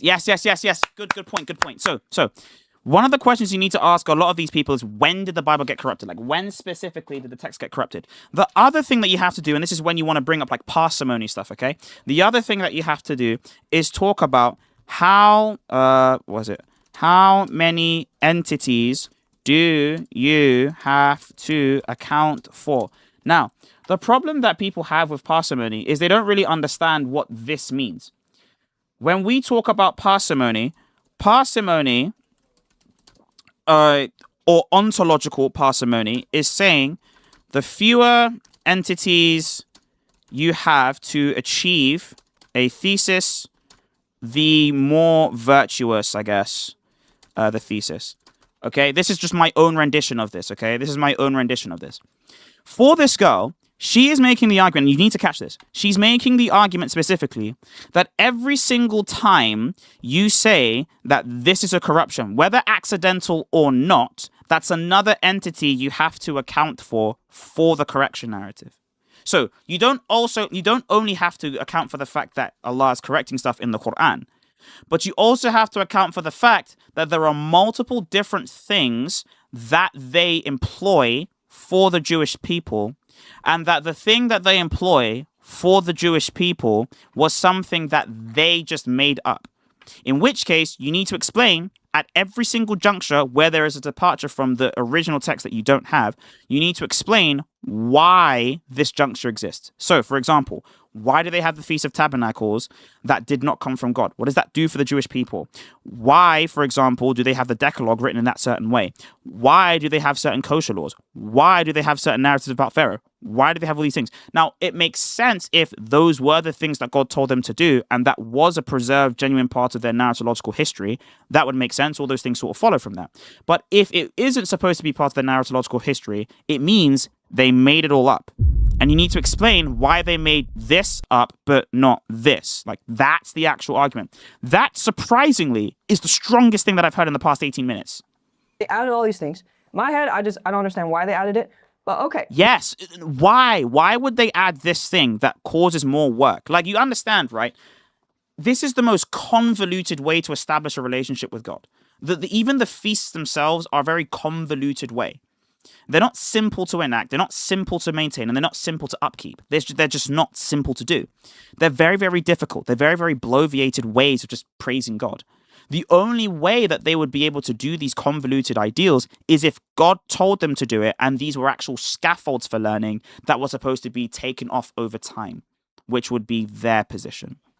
Let's just say from the 1400s, Moses, to the 5th century. Okay. BC, yeah. Okay, so that would be thousands. Not gonna lie, touch fit is fire. Thousands and thousands of irreconcilable differences. Corruption. You can agree with that. So, or until like, I guess the 250s BC, which is where the Dead Sea Scrolls come in. But suddenly, from 1400s to 250 BC and onwards, the corruption stops. It just stops. Like maybe there's Scrabble errors here, maybe there's some fragments. Yeah, there was a mass corruption and then the text randomly stabilizes for no accountable reason. This is another entity they have to explain. But how was liturgy? Liturgy was great. Traditions of the prophets, it just stops. So that's your argument. That from 1400s to 250 BC, thousands of contradictions. Suddenly, 250s BC comes along. And then from 250 BC to 2026 today, it's just, they're not contradicting in the same way, and the corruption stops. So that's your argument, is my understanding. Okay, but that's not even correct to say that to begin with, because we know that we have the Masoretic, for example, that comes later on, and it still contradicts Dead Sea Scrolls, Greek in the same way that the Quran. Even but the problem is what Bell is saying is actually accounting for the Masoretic. The Masoretic is going to have scribal errors and changes that are a bit more natural. But what we're looking for are these huge narratological, systematic, unnatural changes that just occur over huge swaths of text. We're talking entire narratives being constructed that just don't exist in another text or that don't exist in the original. Like a good example is the entire Feast of Unleavened Bread is a corrupted narrative that just randomly comes into existence. Like that is a huge corruption, okay? Assuming it's a corruption, okay? Obviously it's not corroborated with the Quran, so we don't know if it's a corruption or not. But these huge narratives that get put, like for example, the huge prophet like Moses narrative, an entire narratological scheme that's worked throughout the Tanakh. That's a huge corruption. But we don't see those huge corruptions from the time of the Dead Sea Scrolls till the Leningrad Codex. We don't see those kinds of corruptions. So I don't know why we would, employ that here. The whole point is that there are still contradictions. Like, for example, in the Greek Septuagint, we know that it contradicts, or I would rather say that there is more of a difference in regards to the I am narrative that's in Exodus 3. Yes, but the problem with the I am narrative, the on, is the same way of saying, the being or the I am. Like the whole point that I am or Ehyeh or Ashia or Ehyeh, like those kinds of things are definitely reconcilable because we actually know that's the only way that you would be able to transmit that particular phrase. Egoimi is powerful, but it's not as powerful as on. But it can also be as powerful as Egoimi if you wanted to do it in this other way as well. So it's not a problem. Where one would be suggested towards the idea that, obviously in the Hebrew it says, I am that I am, go tell them that I am has sent you. Right. But when you go to the Greek, it says, tell them that the one being has sent you. Right. Even if I grant that, I'm not talking about a theological thing. Like, if there's a theological change, I can be like, okay, I can see why maybe someone did that because they have a theological motive. Changes. So intentional changes, but with no theological, prophetic, political, or ethical motive at all. Because there's thousands of these. She's saying that these changes can't be unintentional. Yeah, they have to be like intentional changes, but for whatever reason, why? Why would you do this? On purpose, but also they don't have any motive. There's no reason. Right. So what would be the reason like for thousands, these thousands. details? The weird thing that I actually see about this as well is when it comes to this idea of Ehyeh, and I don't actually see Ehyeh like commonly apart from the other 43 times that it mentions it. Now, if you look at what it says, it just says, I become, I will become, or I have been. The weird thing about this word Ehyeh specifically, Ehyeh can mean I will be, I become, but it can also be I have been. You understand? It can be I become or I have been. If you look at 2 Samuel 15 verse 34, for example, Ehyeh is also used as well. So I will be a servant for the council, or I was a servant for the council. So I, the king, Ehyeh, will be. Now, of course, this is a very weird thing of saying, right? Ehyeh can mean I will be, but it also means I was, and it also means I am in Hebrew. So it encapsulates the 3 temporal stages of being: to be in the past, to be present, and to be in the future. Now, if you were a Greek translator, how would you have one word to encapsulate that entire concept? You would choose being, the existence. You would encapsulate that particular thing, sense for sense, in this way. So there's no contradiction, as you can see.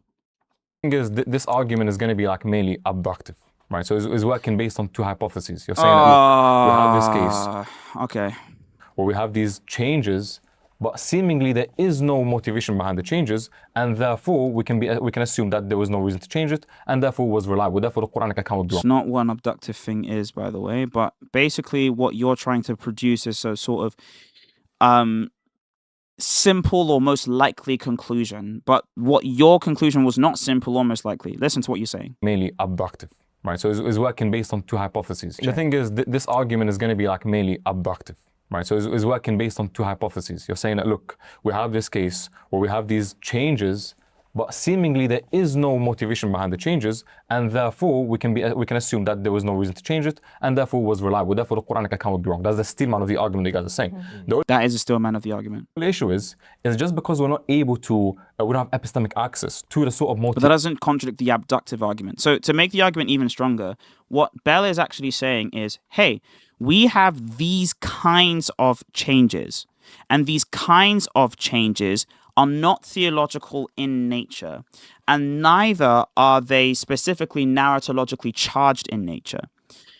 And because we know that they're not narratologically charged in nature towards a certain different idea, and that there are no motives that have been currently presented for such charging, then we have reason to believe that these particular changes were not intentional if they are classified as changes. Motivation doesn't mean that it doesn't exist. I'll give an example. That's true. Just because we don't know the motivations doesn't mean the motivations don't exist. But the abductive argument is saying, if we're analyzing those motivations, the argument is saying, hey, these are the kinds of changes that occur, and it doesn't seem to be the case that these are the kinds of motives that match those changes.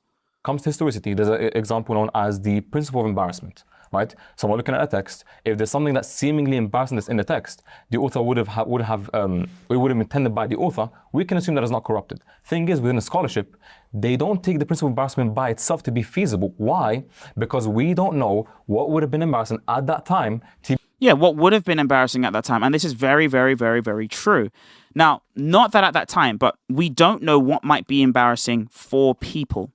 But we do have general ideas of embarrassment. For example, if there is a destruction of an entire nation group. Now we can look at the text of the Israelites, and we can actually look at other concomitant sources where you do have the pride of a nation. These texts are very nationalistic in nature, and they do point towards a reality where they do want to have the strength of a nation. So for that entire national ideal to be destroyed would be embarrassing. So you can make a case for that, but simply saying I don't have access to their entire mental state is nothing. Like, it means nothing. He'd be able to determine whether or not the author would have been embarrassed to include it or not. That's good, yeah. With the example that you have, just because we don't have access to the motivation doesn't mean that there couldn't have been some sort of motivation behind it. What? Just because we don't have access to the motivation doesn't mean that there couldn't have been some sort of motivation behind it, and therefore... Just because we don't have access to their motivation doesn't mean what? Access to the motivation doesn't mean... Doesn't mean... that there couldn't have been some sort of... There can now motivation behind it. Bring some sort of motivation behind it. That makes no sense. And therefore, the argument is simply going to be like very low probability. But just go back to our main argument. It's not low probability at all. You've just said, well, I don't know what they're thinking in their mind, so therefore this entire argument is moot. No! We can see authorial intent. Like, we can see shame culture there. Where it says, hey, they forsook everything. They forsook the Lord. Like, you can look at texts, for example, 2 Kings, whatever. We can see these texts and see, okay, Do they care about loving the Lord? Well, the author wants us to think that we should obey God because it treats favorably those that love God. In the text. It's about Occam's razor at this point now. Now we have to posit all these intentional changes. Yeah, and it's just an easier explanation to shave all that off and just say the Quran just made errors from here. Yeah, that wouldn't follow because we're not accounting in infallibility and fallibility of writers. So, but that's assuming your conclusion. No, because I'm actually making an argument. What I'm saying is I'm lowering her probability by saying that there is other explanations that require less presuppositions, such as that the authors or the collectors are going to be fallible, and therefore we still expect these same changes. My explanation requires less presupposition, and therefore under our concern. Why is it? No, it doesn't require less presuppositions. It requires presuppositions that are more weighty. By the way, simply having less presuppositions is an elegance issue. That's not a parsimony issue. You're just saying, I've assumed less things. However, when we're talking about parsimony, it is not just how many entities that are multiplied. It is also the nature of those entities. Saying this text is infallible is a way bigger assumption than saying this text is fallible. Even if you have multiple assumptions, this one assumption can actually outweigh all these other assumptions here. So although you could say my argument is less elegant than yours, you wouldn't be able to say that this argument is more parsimonious. Like, for example, right? Watch this. Let's say, is Cristiano, let's do this, okay? So I don't know if you can see this, okay? Is Cristiano Ronaldo a lizard, okay? That's the argument. Is he a lizard? Now let us say, right, I believe that he is not. We have access to his medical records, clips of him playing on YouTube, clips of him playing, right? Clips of him playing, his blood work, his physical, his physiotherapist's notes, etc. Okay, so that is the reason why. Okay, so his argument that he's that he's not a lizard would be having all of these entities that I've sort of like assumed. Okay, I believe he's not. We have access to his medical records, clips of him playing, his blood work, his physiotherapist's notes. So I'm accounting for all of these other different entities. Yeah. Now let's say someone says, I believe that he is. There is a book that is infallible that says so. Now, again, now notice this. Under this view, all of the data that I presented here would just be either a lie or a misinterpretation. Even though this view is way less elegant than this view is more parsimonious, not because of the number of entities, but because of the kind. It is easy to understand his medical records in light of him not being one. It's easier to understand the clips of him playing. It's easy to understand his blood work, his physiotherapist's notes, and so on, and so on, and so on. Right? So we actually see these kinds of things. But you can notice, he's not able to keep up with these. So just say, this person is literally infallible. Whoa, that's a completely big difference. My explanation would follow to be better. So how does if you're saying they're fallible, so therefore they're just making mistakes, right? That's unintentional mistakes, right? Right. So they're unintentionally going. Hey, make sure we're liking the stream, guys, okay? 255 people here, only 100 likes. Come on. Into all of these specific details, making these differences on accident over and over and over and over again that has a continuity with the first mistake and the second mistake and the third mistake. Yeah, which is true, by the way. Like, if they are all unconscious edits, like if they're not unconscious, if they are all unintentional corruptions, then how do you explain their congruity, their congruency? It's handled by hundreds and hundreds of people who all have a motive to want to look and read the Bible. So it means there is by no means that you could have just an unintentional corruption. They don't contradict. Well, yeah, of course they can be scribal mistakes and they don't contradict and they can build all the time. Do you think the Passover was a scribal mistake? What do you mean? Do you think the Passover is a scribal mistake? No, I believe it's intentional actually, because I believe that with this specific example, it has a financial motivation, specifically regarding to the rabbis and the priests. They would have wanted to have this sort of sacrificial system implemented because they would also influence financial gain. So that can be intentionally explained. They would get money from it. Seriously, the rabbis and priests would get money from it. The same text that the rabbis and priests, sort of corrupted, dictate that they receive no financial aid. The only financial aid that they receive no land of their own, which would be way more financially prevalent than simply just working the temple grounds. They have no house to call their own. They have no land to call their own. They have to stay on the temple grounds and sojourn. They're travelers. They didn't make money.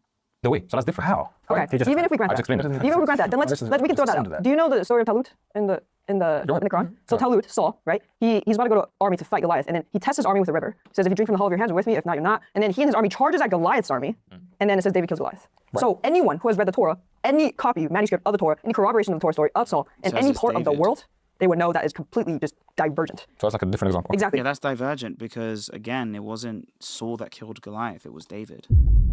Now, but it's not just different. It's mixed. So it's mixed with this character in the book of Judges, right? That is way before Saul. And that's his story with the testing the army with the river. Okay? So anyone who reads the Torah is going to know this. And that's not in that sense. But the idea here is that what you have to say is that a Jew, because that's Samson, by the way, I think. Not an accident, that's on purpose. A Jew did this. A Jew made up the story of Gideon, completely made it up, and then rewrote the story of Saul. Okay. So again, what does the water have to do with any type of motive, theological, political, etc.? So you guys keep kind of like sticking to the point of that it's either the scribe is intentionally altering it or a scribe unintentionally just fallibly made an error. But no, it's all intentional. If you can just God logic specifically made some instances where you said it was unintentional. No. We were trying to show you that for it to be unintentional would be really like okay. Very not possible. But the thing is, earlier y'all were granting for the sake of the argument the Jewish tradition, and that Jewish tradition, like it says, we rejected that earlier. We do reject it, but for the sake of argument. So that means building. Sorry. So you guys are kind of ignoring the fact that in 2 Kings 25, King Nebuchadnezzar burned down everything of the Torah. Where does he say I burnt down everything of the Torah? We read 2 Kings 25. It doesn't ever say of the Torah. That's a huge assumption. And that Torah was lost for 70 years. So they didn't have any Torah manuscripts for over 70 years. Like Jeremiah says that they were in exile for 70 years. So it doesn't say that. They didn't have any Torah manuscript whatsoever for 70 years. Hold on. And then furthermore, we see that when Ezra did revise this Torah and redact it together, he has laws that were not found for over 1,000 years, like it says in Nehemiah. No, that weren't practiced for over 1,000 years. 8, 16 to 17, that they started following. Also, in order for them to know that it wasn't practiced for over this period of time, they would have had to know what Joshua practiced, which means that they have texts. By the way, that was his argument. That was TMA's argument. Festivals and laws that were not done since the days of Joshua. So by the way, when I say his argument, he used the same style. He was like, well, Ibn Hazm says that there are these groups of people that exist, which presupposes that the converse group of people also exist. If you say, we have never done this since the time of Joshua, that assumes that you know what was done at the time of Joshua, which means it was accessible to someone to make that point. For over 1,000 years, there isn't a single Torah document that ever had this law, but now you see that Ezra's revision has this law in it. So it's not that every single change is... The exile was 70 years, but the loss of the scrolls of the Torah wasn't. You have to show that. ...is intentional from a scribe. They didn't have any Torah for 70 years. Now you're just expecting us to... Someone who doesn't have a Torah for 70 years to just recompile that and have a perfect Torah. You need to show that it was 70 years. Because in 2 Kings 25, it never says they took the scrolls with us too. Where does it say they took the scrolls? I disagree with that, but you got away from our point. Right. But this is why we keep saying like that's kind of a shift. Now, number one, Nebuchadnezzar is contemporary with Daniel, right? Daniel had a Torah. In Daniel 9, he actually quotes from and references it, the Torah that yes, thank you. Has, and the word of Jeremiah that he appeals to understand that this is the time where God's supposed to free the people from Babylon. Now he's going to be like, how do you know that Daniel's wrong? Right, Daniel? That's what he's going to say. Hey, quick break from the show. I want to give a big shout out to Kurds. Sorry. No, he's saying that it can't be reconciled. It can't be reconciled. Yeah, those... No, we're not talking about the Quran this time. We're talking about the stories in the Bible. That's the point that you're building on. That we see these authors or these scribes, they're building on a narrative, right? That's what you're saying. And you're saying that as long as they don't contradict, we can assume that they're building on a narrative. Well, I can simply grant you that, hey, even if there's no contradictions per se, doesn't mean that the specific narrative that they're all in on, that they're building upon. It simply means that the story doesn't contradict. That's number one. And number two, yeah, but why don't the stories contradict? Either they are intentionally trying to fit to each other, or the texts themselves weren't ever altered, so they're supposed to fit with each other, or that somehow they superfluously came together on their own. Like, those are the three. One is more parsimonious, obviously. One is you don't need to assume that there are random disconcerted texts that came from different places that all somehow match contextlessly. Two, you have a claim that actually they did edit it with that purpose, in which we would, of course, expect to see those congruences. But then the third option is just wild. To get to the second point he made regarding the intention, whether it's intentional or not, whether we have epistemic access. I already responded to this. Just because we don't have epistemic access to the justification behind a specific scribe doing this doesn't mean that there couldn't have been a reason. The same thing with the principle of embarrassment. You guys have to show me how is that any different from the principle of embarrassment being a very weak historical critique to be used to determine whether something is... How is it weak?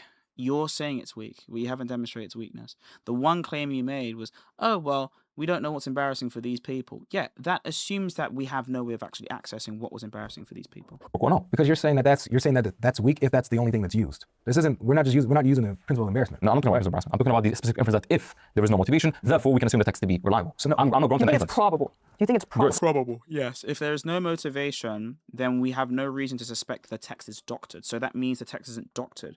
But you need to find another reason why the text would be, changed in some way.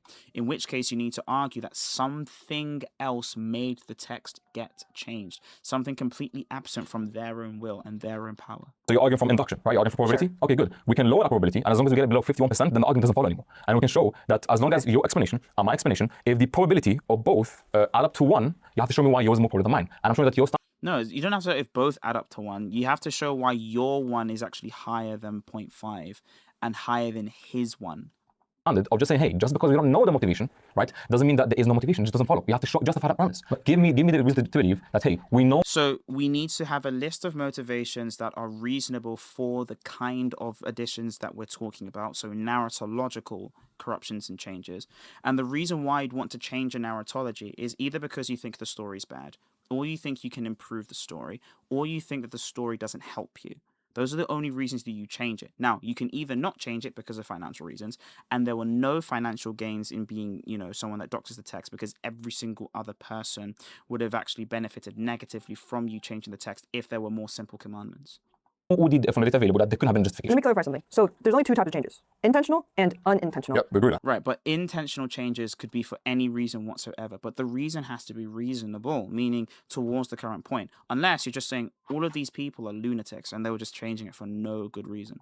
There are thousands of intentional changes in the Torah, according to you guys, which requires Okay, so what would be the reason for those intentional changes? an intention. Yep. But I'm not going to list all thousands of these out, but I guarantee you if we do begin, There's and no if we intention even throw in Yeah, throw a because passage, No intention. Yes, well done. So you've actually put the claim on him. He said that there were intentional changes. Bell's argument the entire time has been, can you demonstrate how these changes were intentional? What was the reason that they had for changing it? That's the question. That's the burden. throw out the Passover. That's the burden. You said motivation. You said you don't have access to the motivation. Yeah, so you don't have any access to the motivation that they actually intentionally changed it. You presuppose that they intentionally changed it because the Quran seems to suggest that's the case. But that could just be the Quran being wrong. You don't have to presuppose the Quran is right. Off is a good way of actually looking at abductive arguments, because abductive arguments are asking what argument is most likely. So this is parsimony stuff. Abductive reasoning is literally just parsimony things. That's all abductive reasoning is.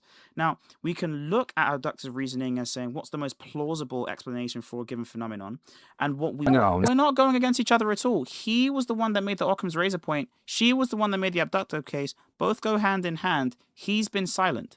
So explain to me, why should we grant from a probabilistic point of view that there couldn't have been an intention, therefore it's not motivated? Yeah, we're definitely going in circles here. So let me. No, you don't have to grant that, right? We need to go through every single case where there is motivation, and then we need to argue what motivations fit these edits.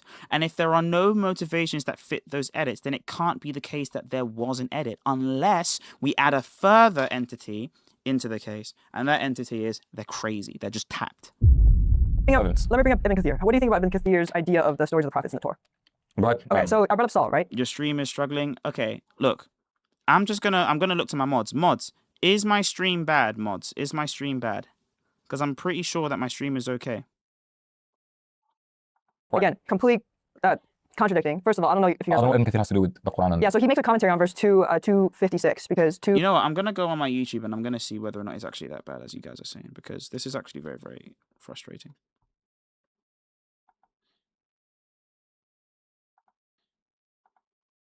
Because this is just basically where I say of the Torah. That's a huge assumption. You have to show why your one is actually higher than 0.5 and higher than his one. Thank you. 246 to 252 is the story of Saul, and completely contradicting the Torah's version, right? And then on a commentary to wrap up this, the verse goes, you didn't know, deeds are truly, I can't quote it, but it basically says, this is a story revealed to you now, and you are a prophet. Okay, it says something to this degree. Ibn Kathir is commentating on this, and he says, and he's in the 13th century, right, or 14th. Yeah, he's classical, Yeah, exactly, right. And so this is what he says, verbatim. He says, this story, talking about Talut, Saul, conforms to the exact manner that they have in their divine books today, they being Israel. So you're saying that... So that's what, yeah, so what do you think about what he thinks about that? And then Imam al-Razi, he says, Okay. he says that same verse, he says, there are no differences at all. Wanna go with that? There are no differences at all between the Torah's account and the Quran's account of this story of Saul and technically Gideon. But so would you just throw both those out the window? So it's like I said initially when I first started, right? Do you though? Like, would you have to reject that on those I'm tafsir? getting to it. Yeah, we don't have to accept No, any yeah, particular tafsir entering this word, right? Like I said, majority opinion is that these scriptures were corrupted, though there are still certain scholars that held to different positions for a number of different reasons, whether it be because they may have studied it more, whether it be because they learned it from somebody else that was their teacher, etc., right? But the point is that if we take the position of corruption, because the whole point right now that you guys are trying to make is about the Islamic dilemma and whether or not the Quran, is saying that this prior scriptures are corrupted, not corrupted, etc. So we're trying to go based off of interpretation. Where you guys bro, I wish I could get onto like IP's channel and just like review this kind of stuff, because honestly, like the way that these people lie, it's just not good. It's not I healthy. believe, if I'm not mistaken, you guys are trying to posit absolute confirmation. Yes. Well, that's what the Quran says. It Everyone never understands. qualifies it. That's what you But believe. for the All it says is confirmation. for the sake of argument, I she's got you. I'm just making sure I know what you guys' position is on it. Okay. Neither does it say absolute, nor does it say general. Okay. So the position, we have two positions now. Either it's the case that the Quran wholeheartedly, absolutely affirms everything that comes from the prior scripture. Okay. Or it's the case that there is some sort of motivation or intention that we find within the Quran and the Quranic author's writing style or anything of the sort, such that we would be able to posit the other position, which is the case, right? For example, the crucifixion narrative. For example, the Exodus narrative that he mentioned. For example, the Saul narrative that you're mentioning. There are different, even the Joseph example as well. And I think that there are different ones that are being highlighted within the Quran that you guys keep indicating to the point where you're actually going against the idea of absolute confirmation that you guys are trying to presuppose onto it. Go ahead. So there's two things. One, thank you for acknowledging that there are scholars within early Islam that did hold to complete confirmation, right? That the scriptures were not textually corrupted, but maybe just misinterpreted, right? That's it's really important. I don't know, man. I don't know. I find it about like 2nd, 3rd century of Islam. It's not any earlier than that. Okay, well, no worries. So, but we do have scholars that say that hold that position, Cool. right? This is huge. Bukhari is one of them. What's the reference on that? Ibn Qayyim. Ibn Qayyim. Ibn Qayyim. Yeah, Ibn Qayyim. He What's the reference? Ibn Qayyim. And That's the author. That's the name. No, I forget the name of the book, but I Page can number, put it on anything? the screen. I can put it on the screen when we like clip this. I can send it to you. Okay? But yeah, trust me, fact check. Yeah, it's Ibn Qayyim, because Ibn Qayyim is a contemporary of Ibn Kathir. They both studied under Ibn Taymiyyah. Okay, I don't remember the exact name of the book. I think it started with B though, but it's an Arabic word. I don't remember Arabic words, but you know what I'm saying. So my bad. You're good, bro. Okay, thank you, man. Have mercy on me. So you got Ibn Qayyim, right? He references Bukhari's position in that that the scriptures were not textually corrupted, but they were only misinterpreted.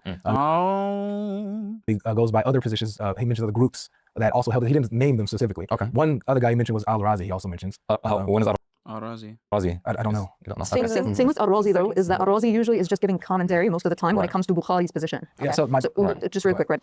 So you would have to this is why references and such are important, right? Because we would have to know what specifically. Oh my gosh, Itachi, I love you. Hey, just to be clear, we have to make sure that when we're referencing things, like we're being real or honest, okay? Yeah, says the person that took a screenshot falsely, okay? Like I don't even understand how you do that, okay? Insane. Coming from you, really? What else he's talking about? That's like Adolf Hitler saying, "Oh, by the way, guys, genocide's wrong." Sure, mate. Because he could just simply be commentating. Such like, for example, you're bringing up Ibn Qayyim regarding Bukhari and so on. We would have to know specifically what's being said and whether or not he's giving his own position or not. I can tell you what they're saying. Yeah, that's what I'm saying. So they're commentating on corruption of the scripture, or whether or not they're corrupted or not. Al-Razi talks about how they're not corrupted. And matter of fact, he makes the point that it's a silly argument because what about all of the scriptures all across the world? You cannot. You would have to say that they're universally corrupted. That would be his position. He says that that's silly. He goes and he says that groups. Ibn Qayyim says that the groups that believe. Super chats are on, guys. We are lacking on the grift today. Guys are just here to watch, bro. And you know what? That's okay. Make sure you're leaving a like. Make sure you comment. Make sure you subscribe as well. Let's go. Let's keep going. Textual preservation of the previous scriptures. He says that they used verses like chapter 6, verse 115, where it Did they use the 94? Huh? Did they use the 94? No, not them. See, if they knew me, they would have used it. Doesn't matter if they do. Go ahead. But they didn't use the 94. But they did. They used 6, 115, where it says that none can change the words of Allah. They also used the hadith where I know you guys would argue that this is exactly 444, right? Where so you guys argue that that's not authentic, but they use that as a proof that they say that Muhammad would not have done this, put the Torah in the judgment seat if it was corrupted. He would not have done that. So they reason that this would mean that the Torah is fully preserved, right? Just last thing, okay. So now with 1094. This is my thing, right? With 1094, it does not. Do you want to just the scholars thing before? I'll jump into 1094, and then you can jump into. Right. So beautiful. So we have to establish a principle, and this principle we can all agree upon that scholars in themselves aren't evidence. Scholars are used for evidence, so it doesn't add any more weight or reduce any weight of your argumentation. No. That's just not true. So scholars themselves aren't going to be evidence in every single case. Sometimes scholars are evidence. It depends on the claim. If you're asking about the reception theology, for example, if I said, what is the dogmatic position of the church? Scholars would be used as evidence. That would be used as a data point. But any scholar is a data point to prove the thesis if you just take the argument that they make in regards to that. So if this scholar makes an argument for that, you can take the argument that the scholar makes and say that is evidence for that. Okay? Sorry, Jerome, today's funds were given to church.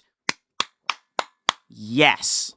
especially because you're quoting post-classical scholars. Now, regarding Bukhari, regarding Ibn Taymiyyah, regarding Ibn Qayyim, the specific preservation that we talked about is that they would believe in a preserved Torah and Injil in Mecca and Medina, meaning that they didn't believe in universal preservation. They specifically talked about in Mecca and Medina, so you can have it anywhere else? Within Mecca and Medina. Where would the Meccan and Medina scriptures come from? And why were the Meccan and Medinan scriptures preserved and not the Egyptian ones and not the Constantinopolitan ones?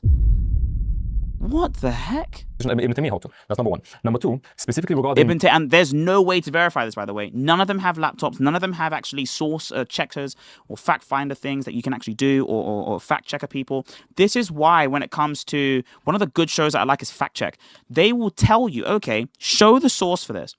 Actually show the source for this. This is why we need people like DOC up there doing it, or any Arabic speaker. Hell, even Kai from Orthodox Shahada would do well, okay? Kai. I don't even speak the Kai. Kai would do fantastic, okay? Because I don't know, Kai can verify this. Do you know Arabic? And if you know Arabic, you would do well, okay? Your second point regarding whether or not we can use Al-Razi and Ibn Kathir and so on and so forth, and you mentioned the hadith. First of all, the hadith is weak. We know the specific person in the chain that is weak. Yeah, so, beautiful. Back to that. Again, scholars in themselves of evidence, we follow where the evidence is. Now, there's a specific person in the chain. That is so, oh my gosh, sloganeering. Yes, we follow what the evidence is, but scholars themselves can be evidence. That has been determined to be weak. And therefore, someone can come along and say, hey, this isn't weak, but okay, we do multiple reasons. Number one, maybe they don't have access to the jarh or the critique of the specific person, therefore they would have deemed it reliable, right? Or they'll have a more lenient approach. So we simply go with the evidence. So opinion scholars don't work. And just before we go into 94, I quickly want to again focus on how we posited from a historical perspective, from a naturalistic perspective, that the author of the Quran would have been familiar with the Torah and the Injil, and therefore would have consciously edited it, right? You didn't go over that at all, so after 94 we can go over that. Yeah, we totally disagree with that. Here's my thing. I agree with you that, you follow the evidence where it leads. Here's the point. And when Ibn Qayyim is breaking this stuff down, he shows that the side that says that agree with us, that the scriptures are preserved, that they use the Quran and Hadith. The other side, they didn't bring source. They didn't bring Quran references. They didn't use Hadith references. Well, you don't even know the book, and you're telling me that. Well, no, don't say. That's not even true. Don't say this. Really quick. Let me finish, guys. Okay, don't say that I don't know the book just because I can't remember the name of it. So that doesn't mean I don't know it. I'll give you. Bro, the amount of books that I've referenced on stream where I forget the name. I've probably forgotten more than this guy knows. I'll be honest with you. I've probably forgotten more than Tima knows. And so to say that I don't know the book is a little. That's unfair. So. He agreed with Amir. Okay, he agrees with Amir. So what? I don't care. When he's quoting and giving reference to Bukhari, Al-Razi, and others in the whole group, and says, and here's like, yeah, this is what they use. They use Quran. And you can agree with someone just by granting it. Doesn't mean, oh, this is the position I defend now. Brother Grift, been enjoying reading the chat. God bless. Hey, Double A Ron, I appreciate the grift. Okay, let's keep going, guys. Let's keep going. And I promise you, when America happens, bro, I will make it worth all your time. All the pennies you guys sent, I will make it worth. I promise I will try my best to make it worth. No. While the other side is not giving anything, it shows that our side, Book recommendation stream, that's only for members. Islamically has evidence. You guys don't. And so this is why we use the Quran verses. Even if, let's say even one of the scholars didn't use 1094, it works. Because the Quran says, if you are in doubt about that which we have revealed to you, then go and ask those who have been reading the scripture before you. Would you agree, just really quick, because I want to build on this? That which is the Quran. Yeah. Huh? There's a question that which is not. Would you agree that doubt means to be uncertain of the truth? Yeah. Yes. So that means it's possible that they could have been uncertain.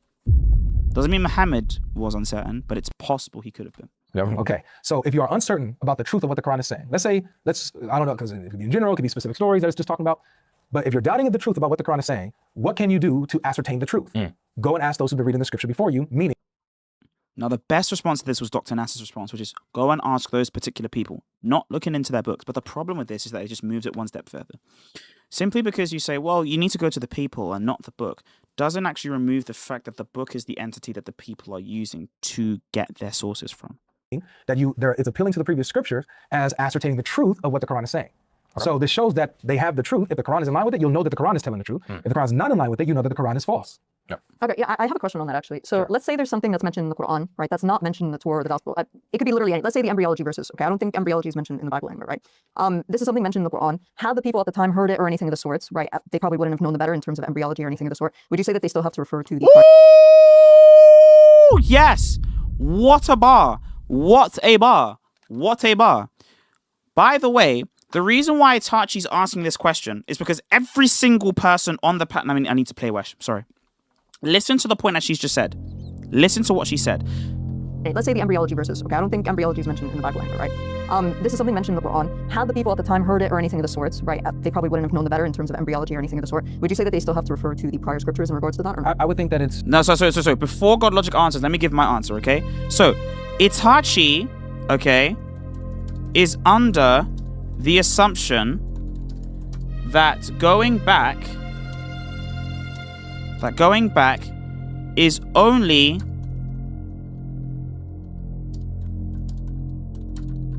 to confirm or deny in the following ways, right? Text equals text, okay? Or text is not equal to text, okay? Right? So let's say there's a verse in the Quran and Muhammad doubts about what that verse in the Quran is supposed to be saying as to whether it's true or not. What Itachi's assumption is God logic thinks if there is something the Quran has said, you go to the previous book, and this previous book either has exactly what the Quran is saying or it's dissimilar. And if it's dissimilar, then it's wrong. And that must be what God logic means. However, that should not be what God logic is trying to say, because there might be a third option when there is no text. And she brings this up as a point. Well, what if we have a text and the Bible just doesn't speak on it? So how would that doubt be cleared up? Well, again, if the Quran is bringing you something that wasn't previously revealed, God logic could just go, well, that shows that there is a lack of continuity. There's a lack of continuity. There's a lack of congruence. We would just dismiss the text. You see? Because that's the third option that can be given. The whole point is that the scriptures are the way by which we know whether or not the truth came from their Lord. But if there is something that the Lord has told them that cannot be verified by these previous texts, then the assumption is to take it out.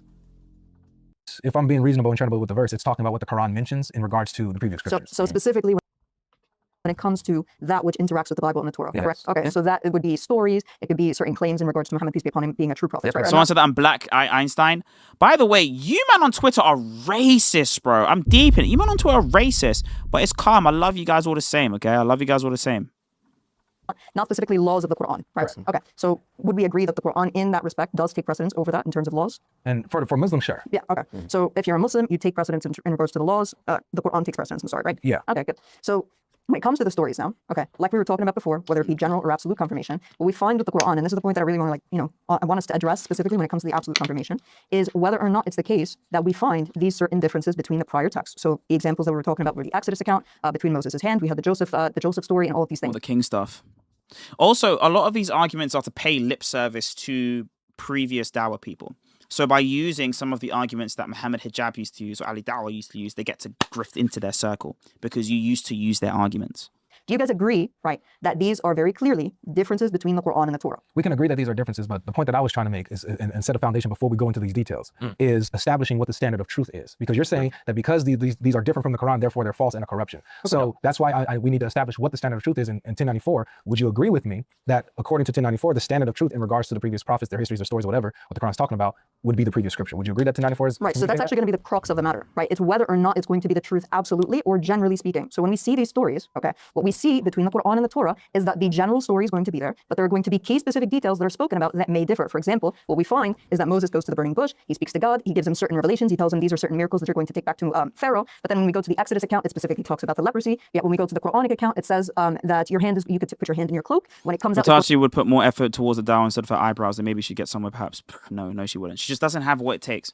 Genuinely, she doesn't have what it takes. Like, to be a good content creator, bro, she might make it. He won't. He won't because he thinks he's too smart. He won't because he thinks he's too smart. And he won't because he's the most annoying person on earth. That's why. White, free of... She might make it because purely because she's a girl. Like, I actually, bro, I think that she's smart plus girl. And I think that's it. And I think if she can become Dawah's best girl, okay, if she wins best girl this season, then maybe she'll be fine. But Cora's running for the MVP. So there's no way that Cora's going to allow her to get best girl. Cora's in the lead for best girl. She's second. Then you have, like, I don't know what, Maki third? I don't know. But Cora's best girl right now, and she's second. Libiano's going for best guy. He's going for best guy. Or MVP for the season. So you have MVP, you have best girl, you have DPOY, you have Sixth Man of the Year, you have... Actually, let me do this in football terms. You have the Golden Boot, basically the most wins, the most debate wins. Then you have Ballon d'Or. Then you have Defensive Player of the Year. Then you have Defensive Player of the Year, Best Midfielder. Then you have Sixth Man of the Year as well. Any sort of disease. Completely. Cora Hype built up quicker than Itachi. It took Itachi like 3 years. Whoever has better eyes wins. No, she might get because she has longevity. Cora doesn't. She just has hype. Negating the Exos accounts. Right. So, comeback Player of the Year. Cora might be Comeback Player of the Year. The point being, right? I'll wrap it up and you can take it back. The point being is that whether or not it's the truth insofar as... And I'll do it in basketball terms. So you have MVP or best girl. You have MVP. Then you have DPOY. Then you have score leader. Then you have Sixth Man of the Year. Then you have Young Player of the Year. Then you have... That's pretty much it. Generally speaking, or absolutely, okay, as it pertains to these stories. Gotcha. So generally, generally, I agree with you. Okay, so you're saying that generally the previous scriptures would be the standard of truth over the Quran in these instances. Yep. Insofar as the story specifically, when it comes to the general understanding or the general theme of the story. So, for example, I'll give an example, right? Wait, because I disagree with this pieces of general, like, so are there, you're saying that there are parts in the Quran when it comes to these stories that the Quran can disagree with the previous scriptures and still be right? So that's what I'm specifically saying, right? Is that I'm trying to know whether or not your position about absolute confirmation, when you see these certain verses where the Quran... Back off Sig, Jordan Travis Scott. I don't know, bro. I want no parts of Itachi, bro. I want no parts. I don't know. Listen, see me. Send me monastery and forget, bro. Send me monastery. Interacts with the prior text, whether it be, the whole point of this conscious edits thing is whether or not... I'll make a live stream for it, or I'll make a video for my members and patrons. It's intentional or unintentional. He already gave you certain points in regards to the fact that the Quranic author, whether you believe it's Muhammad, peace be upon him, or God himself, would know what this specific content is. There are other, for example... From what you heard. Yeah, not just from what he heard. Well, yeah, obviously be what he heard, but insofar as, for example, other scribes that he used to command to go and learn Hebrew, like Zayd bin Thabit, rahimahullah, for example, he commanded him to go learn Hebrew so that he could learn the prior scriptures, right? Oh. So he, and then, I'm not done. Okay, because all this is oral. I'm getting to it, okay? I thought this was oral, bro. Knows what those prior scriptures say. Abdullah bin Salam, rahimahullah, he knows what those prior scriptures say. So the point being is that if they see that these things in the Quran clearly don't align with those prior scriptures, then they... Sorry. So when it comes to those particular verses where they see that the Quran does not fully and wholeheartedly accept the narrative that's coming from the Old Testament, yet they don't try to go and correct Muhammad, peace be upon him, then they are going to be accepting a general understanding of the stories, yet... No, it could just mean that they think the text is fine. And that's their different Sharia. Like the whole point of the Islamic dilemma is saying, hey, we completely accept this revelation that you gave to the Christians and it gave to the Jews, but that has nothing to do with us. So we're going to leave you guys over there and we're going to go and do our own thing. The problem, obviously, as you've already ascertained, is that there's a contradiction there, which is why you need general confirmation. Because we all know that, just say this, if we can prove absolute confirmation, then the Quran would be false, right? That's why we have to argue for general confirmation, because then you could just pick and choose as to when the Quran is confirming the Bible. Negating these key specific details that are incorrect in the first scripture. Could the people that he told to go learn the Torah and Hebrew, and they come back and tell them what they learned, could they be wrong about what they learned? Okay. Say yes. So if you want to take that, for example, with regards to Zayd bin Thabit, I don't mind positing that for you for Zayd bin Thabit. But Abdullah bin Salam, one second. Abdullah bin Salam specifically was known to be a rabbi amongst the people. Could he be so wrong? that, one second, that Could he be narrative wrong? would not make sense. Just press him. Could he be wrong? Or at least it would be less probable than the idea of him knowing than not knowing. According to the Quran, did some of the rabbis twist the Torah with their words? Yeah, insofar as those who tried to hide certain scriptures about Muhammad, peace be upon him, the ones who were left in charge specifically after... Because I asked, I didn't... Yeah, because you're asking your question, but it's going to be a loaded question. It's not possibility doesn't mean it's very simple, because I'm not asking for you to like... Right. Possibility doesn't mean it's historical. No. Being historical means that it is the historical account, okay? But if it's possible, then it might be the historical account. But actually, the kind of possibility that he's arguing for here would mean that it's the historical account because of the nature of his claim. Go into super explanation. This is really... Well, then you don't actually want to answer that. No, That's the problem. my answer was simple. My answer was simple is, could he be wrong? Watching 1.5 speed is fast. I know. Sorry, guys. I know. I don't need a whole explanation of a whole story. I just, yes or no. Thank you for the super chats, everyone. Let's get the likes up. Let's get the likes up. We're talking about historical attestation. IP will tell you, right? TikTok, we're on 8.4k likes. We need to get to 10k. Let's get to 10k likes on TikTok. Let's get to 10k likes. Let's get to 10k likes. If not, move over to YouTube. We don't care about TikTok. Yeah, that's fine. I know where I'm going with it. That's fine. I'm simply making a comment regarding saying, hey, is it possible they could have gotten this wrong? Okay. Right. I'm saying that it's very improbable. No worries. Is it possible that Abdullah bin Salam could have been USD. wrong on how he understood the Torah? You can make a point, but we're not going to have the assumption that possibility can entail a conclusion. No worries. I just want to know. Obviously, it's logically conceivable. Yeah. So yes, it's logically conceivable. Okay, all right. So Abdullah bin Salam could have been wrong, or other people could have been wrong about what they learned from the Torah. Could they have misunderstood what they got from the Torah? No, because they learned it directly from the Torah. And could they? So they were protected by infallibility. Wow. Yes. Notice who's making the could claims now. Okay. Could they have got, like, for example, can Muslims read the Quran directly and misunderstand what they just read? Right. If it's a major theme, if it's a major consistent theme, then they would have good. That's not. Is it? Can they? It's not whether they did or didn't. It's whether they could or couldn't have gotten it wrong, which is stronger. All right, let me get it straight. When it comes to a major theme, for example, Christ's crucifixion. Can we- I'll give an example. Holy crap! Yes, you could get Christ's crucifixion wrong. Yes. This is important. I'm getting that. Christ's crucifixion is a consistent theme according to the Gospels, right? Ah, he switched it. I hate this. It's not a two-quote. It's a whataboutism. I hate this because he's framed it as though he's trying to clarify what he thinks this means for him. But by getting God logic to answer it, number one, it's clippable. But number two, it means that whatever God logic says, he's just going to assume that he's just going to believe. He's going to be like, yeah, that's just what I say. I believe that, dude. And this is a common technique. You know who you learned this from? Me. Like, I do this. I do this all the time. He took it from my playbook. Word for word, bar for bar. Sure. Right. If anybody reads the Gospels, can they walk away without understanding that Christ was crucified? It's possible. Wow. Yes. Because that person Yes, you have those Docetists. Yes. You know the reason why? Because they can add other information. Now, if what you're asking is, can they read the Gospels in themselves? I would still say yes. Because you had certain Jews that didn't believe that Christ is supposed to be crucified, even though that's a major theme. It's a major theme. So this isn't a problem at all. Flow heavy. Now, here's the problem. The same person could read the Quran, and we have people like this, by the way. They could read the Quran and come to the conclusion that the entirety of the Quran is not verbatim the word of Allah. Like, there are people that can do that. It's possible. It doesn't mean that this interpretation is the one that should be taken. Doesn't even mean that this is a probable interpretation. It just means that someone could, because anyone can misinterpret anything. Silly. I have met Gnostics. You know this is nonsense. How is it nonsense? How? No. How? Oh, this is just nonsense, guys. Guys, you can only interpret in a certain way, bro. Like, it's impossible, bro. By the way, when he says impossible, he means it's nomologically impossible. It's just not. Hey, Nate with the 15.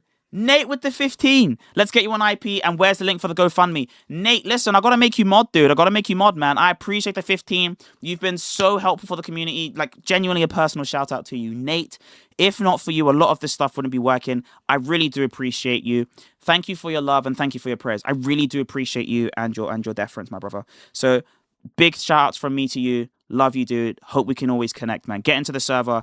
Let's get you that, you know what I'm saying, into that community. Let's talk, okay? Appreciate you. Love you, dude. People that say that. Amir, listen, Mods, if someone can post the GoFundMe, post the GoFundMe so then we can just have it there. I just did a live. Just a while ago, Logic debated. We were in our truck. Logic debated someone that read the Bible and said the crucifixion didn't happen. Yes, bro. We have Docetists. Eating it out. Did a live on the crucifixion, bro. A Muslim came up and told me the crucifixion is not in the gospel. Beautiful. Let me tell you the symmetry break now. Let me tell you the difference. The difference is that you're talking to a layman, right? No. Oh my, yo. You're talking to someone that obviously wouldn't be learned compared to Abdullah bin Salam, who was That wouldn't be what? So because he's learned, he can't get it wrong. Where was the infallibility criteria just like magicked here? Okay, I need to know. I want to find it. You're talking to someone that obviously wouldn't be learned compared to Abdullah bin Salam, who was Yeah, finding Holy Jesus. Can you just, if you can, my things, I don't know why my thing's glitching. Whoa. My thing just glitched out randomly. Sorry, guys. If you could find this link and just pin it, please. Thank you. Who's a rabbi? Who's a rabbi? It's very inconceivable, right, that he would get major themes wrong according to Torah. Again, he said he wouldn't be building up on this, but he did exactly do that. He built up on logical possibility to determine a conclusion about a historical document. I didn't even make a conclusion yet. Yes, you are. Because I didn't yet. Let me bring again, you're saying that it's logically possible, therefore it can be reconciled within your argumentation of the Islamic dilemma. Now, this is where I didn't make a conclusion yet. This is a very important transition. We can cut this short, right? It's very simple. That Avery is trying to work off this illogical possibility that it's possible that this is the case, and therefore the Islamic dilemma is still going to follow. Well, it doesn't work like that. I'm about to finish up regarding historical documentation, regarding historical accounts, interpretation of that. You don't work off possibility semantics, right? So when there's a major theme on Torah, you don't work off of possibility semantics. Well, no, you do. You need to work off certain things being possible first. So once you realize what things could be the case, then you try to work out whether these things are the case. That's actually something that we do. Like, we use possibility criteria to dismiss claims all the time. For example, could Hitler have, and when we say possibility semantics, we believe in certain kinds of possibility. So historical possibility is usually nomological possibility. In order for someone to say something's possible historically, we have to say, okay, is it logically possible? For example, is it possible that Hitler could exist and not exist at the same time? No. So we know that that particular historical thesis is just not possible. That's just not something that could happen. Another possibility that we have to go through. This is the second hoop we have to jump through. Nomological possibility. So, given the constraints of the world, could this thing actually take place? For example, Hitler flying. No? Okay. So we know that Hitler wasn't a man of God, whatever, so he couldn't fly. Okay? He couldn't levitate, for example. Okay, fine. He can't levitate. So because of that fact, we know that that historical theory isn't true. Now we have other historical theories that are nomologically possible, meaning given the constraints, they could have happened. And then you have logical possibility. There's no contradiction there. Fine. We have those two definitions. Now we want to look at historical possibility. Given the particular historical things that we know are true beforehand and after, what specifically could have taken place? Now we have our historical theses. Now we get into what data supports those theses. It's a whole thing. It's a whole thing. Or the Injil, right? And we know that the rabbis, we know that they interacted with Jews and Christians. We know that Zayd bin Thabit went and learned the Jewish scriptures. That it's very unlikely for them to miss a major theme. It doesn't follow. Right? What a major theme. It's unlikely. It's not impossible. Be prophecies of Muhammad. Yes. Okay, so it would be near. So Abdullah bin Salam cannot get those wrong if he read the Torah. Basically. He can understand that Muhammad will be in the Imagine Quran. 2v3 with Jerome, DOC, and Sam. Brother, that's unfair. That's genuinely unfair. Of Muhammad being a prophet. Yes. And you can't miss it. You can't miss it, no. Can I say the N-word? I would please ask for profanity to not be the case, because we do have clerics that watch these videos, and we do have clerics that do send off my content to catechumens and aspirants. So I would heavily appreciate it if you do not do that. Please, we do have a no swear clause on stream. We broke it a couple days ago, but please do not send profanity, or do not send perceived profanity, even if it's in a positive way. We try our best to not do that because we don't know who's watching. We know that there are other people, clerics that watch my videos, hierarchs that watch my videos, and they approve of my videos. So we want to make sure that we're always having deference towards everyone in the church and everyone in the body, and making sure that our content is palatable. Even if we sometimes go crazy, we throw things and whatever on stream. Okay, let's just watch our language. Appreciate you guys. Wow. Okay, so let me have one more thing. So it's not a different topic. Notice what just happened. You said that people What about folk? We can say folk. cannot read the Gospels and miss major themes. But there's an entire world, Jews and Christians all over the world. We read the Torah. You're saying that's a major theme. We say it's not in there. So you're double talking. So why do we have expectation of Jews in 7th century Arabia expecting a Arabian prophet? According to who? And it will be post 7th century Arabians that say this. Real quick. So according to Islamic sources, the Jews were expecting a Real quick. Abdullah bin Salam is attested to by non-Islamic chronicles to be a real person that existed. Now, real quick. What's the Let me have my point regarding a hadith, right? The only way you can get around this, if you say that hadith are ahistorical, and therefore it can't be used to reference back what the Jews would have believed in. This is what you're doing. This is what you're doing. You want my point? Yeah, he's done it. Well done, logic, well done. I understand your point. This is, wait, come on. I'm about to land. If it is the case that hadith are historical, and they tell us about real events that happened, even according to Abdullah bin Salam, would you agree if it is historical that there was Jewish expectations of Arabian prophet? If it was historical, sure. If it was historical, but guess what? If you don't have historical evidence on what Abdullah bin Salam believed in. Hold on. Here's the issue that you guys are not even dealing with, okay? The circle. You just said it's improbable for, if something is a major theme, for someone of a scholar of the book and religion to miss such a major theme. Let me ask you this. Are there scholars, Hebraic scholars, and biblical scholars, Greek scholars, that miss these prophecies of Muhammad in the Torah? Of course, both. Yes. Talking about the context. Pause there. There you go. Yo. Yo, I got the perfect clip. Hold on. I got the perfect one. Oh my gosh. Look at this. Oh, this is beautiful.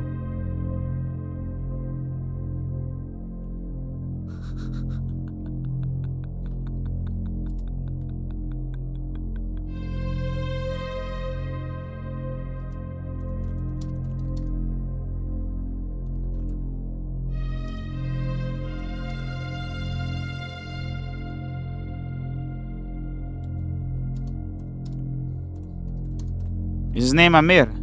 What's the Muslim apologetic's actual name? I don't wanna give his brand. We don't do brand promotion of thing. What's his name? What's his name? What's his name? What's his name? What's his name? What's his name? Yeah, beautiful.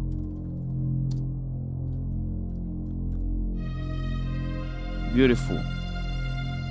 Beautiful.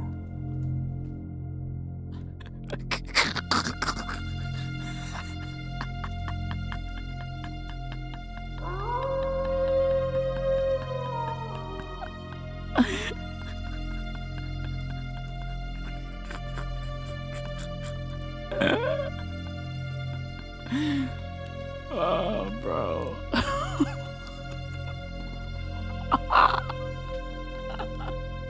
Everyone follow me on Twitter, please. Everyone follow me on Twitter, please. We're too funny. Follow me on Twitter, man. Please. Follow me on Twitter. I need it, bro. I need it in my veins.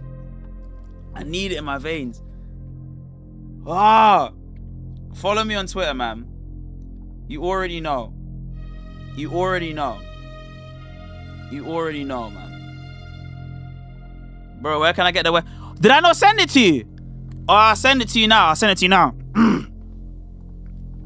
No, you gotta let me land. You can't just take a yes or no and run with it, right? There's going to be a difference here. We're talking about something where there is expectation of everything to come, right? Compared to something where you say that nobody would have done so except Abdullah bin Salam. Only you would have missed it. It's very different. No, now you switched it. Real quick. No, bro, come on. Man, you've been talking this whole time. You said that. No, hey, Amir, you took over my point that I was making. I asked this question to build my point, and you're taking over my point.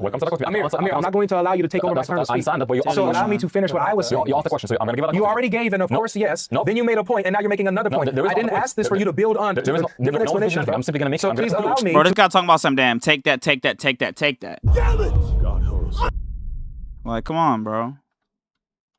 Finish what I was saying. You can finish, but ask the question, Avery. So allow me to finish what I was saying. I got you. I'm going to finish up. No. I'm going to finish it now. All right, just let him finish his point. Well, like I was saying, you said, of course, there are scholars, learned men, learned people, biblical scholars, Hebraic scholars, that completely miss the main theme of Muhammad being mentioned in the Torah and the Gospel. So therefore, your entire argument was shot because you said that it's unlikely. No, you didn't just say it's unlikely. It can't happen. You said it can't happen that a rabbi who is knowledgeable of the Scripture, knowledgeable of the Torah, can miss a major theme like Muhammad being mentioned in the Scripture. You just shot yourself in the foot. So again, here, and let me just make the point because you're not going to answer like straight away.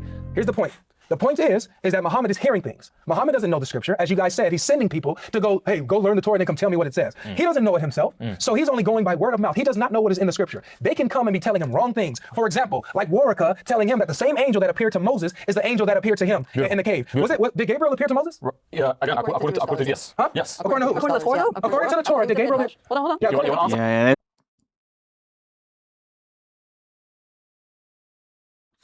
I don't know why it went down. Bro, I'm in your chest. I'm in your chest now. I'm in your chest. Oh crap. Okay. We're so back. We need to... I know what happened. We need to play the West music. Listen to me. Chat. Someone reported us. There is a force that reported us that shut the whole John down. I'm in your chest. I'm in your chest. They tried to get your boy shut down. Islamic dilemma. Undefeated. Islamic dilemma. Undefeated. I done told you. I done told you. You can't stop and we won't stop. All of that.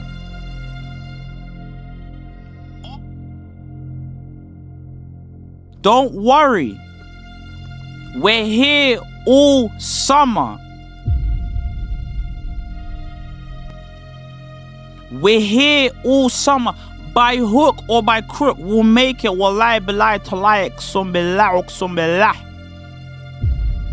Wallah.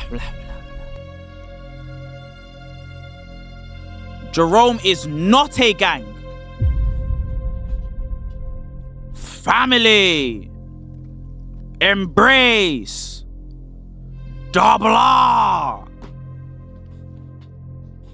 family, embrace, double R.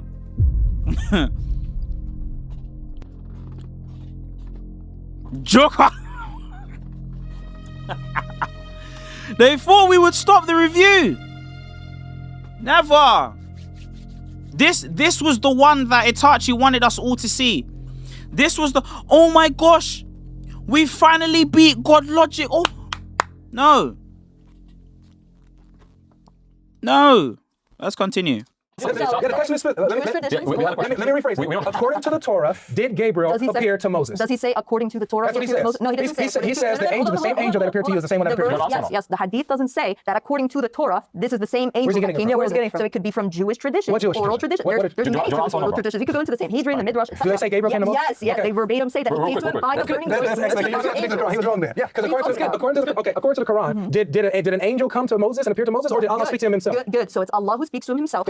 However, I'm not done. Don't get happy. Okay. The tafsir and what he's talking about and what the Jewish Bible say, specifically the Jewish oral tradition, is that there are other angels in the vicinity of it. Okay. So while he's speaking to Allah, there are also other angels present, such as Gabriel, which is what the Jewish tradition say, and also what Ibn Kathir, if I'm not mistaken, he also says in the tafsir as well for that. Very good. So what we got here so far, ladies and gentlemen, is we got a lot. What we got was you guys were very happy to contradict the Quran, where it says that. Can I just hear the answer? I heard your answer. Now, absolutely. I'll still know what you say. I'll still man you, and then I'm gonna show you how you shot yourself in the foot again. So your answer is that Waraka is getting it from Jewish tradition, and according to some Jewish tradition, there were a multitude of angels that were in the vicinity when Allah appeared to Moses. Is that your point? Yeah. So I didn't say what. I didn't say yes. Yes, you did. You literally said yes, and you're about to continue on a point to go super explain. Holy crap. You're trying to go super explain. So no, it's not. I never said Waraka specifically getting it from the Jewish traditions. I said. Yeah, lost his whole mind. Yeah. Yes. It's the music. Play it. Play the music. Play the music. Let's break this down in real time. Let's break this down in real time. Listen to what he said. We're in the vicinity. And then I'm gonna show you how. So what we got here so far, ladies and gentlemen, is we got a lot. It's hilarious, yeah, hilarious. Look. This is the before and after. So what we got here so far, ladies and gentlemen, is she thinks she's cooking. She genuinely believes that she is the bee's knees of this whole sphere. She truly thinks that she's the greatest thing since sliced bread. I promise you. Watch what's gonna happen now. We got a lot. What we got was you guys were very happy to contradict the Quran, where it says that. Did you not just hear the answer? Oh, I heard your answer. Now. Can you repeat my answer? Absolutely. I'll still man what you say. I'll still man you, and then I'm gonna show you how you shot yourself in the foot again. So your answer is that Waraka is getting it from Jewish tradition. Waraka is getting from Jewish tradition. And according to some Jewish she doesn't contradict it. Tradition, there were a multitude of angels that were in the vicinity when Allah appeared to Moses. Is that your point? Yeah, so I didn't say what. I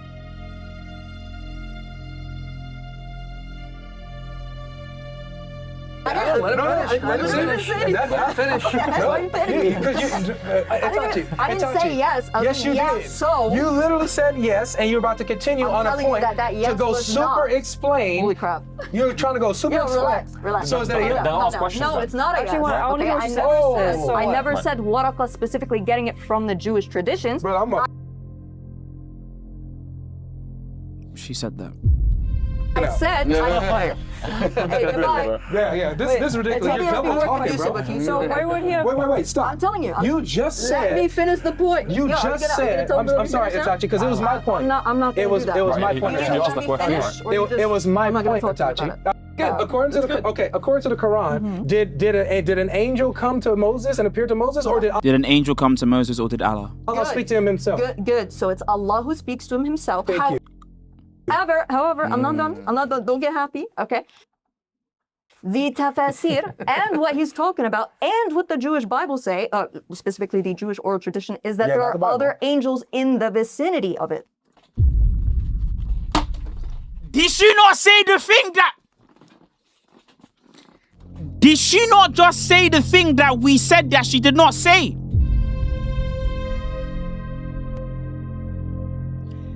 Did she not just say that they were in the vicinity? We have you. We have the transcript. Look, listen again. She even did the Korah one. You see the Korah special when you've gone like this. Listen, look. First of all, hand, palm. Get happy, okay? The tafasir and what he's talking about and what the Jewish Bible say, specifically the Jewish oral tradition, is that there are other angels in the vicinity of it, okay? So what? In the vicinity. Did she not just say she did not do it?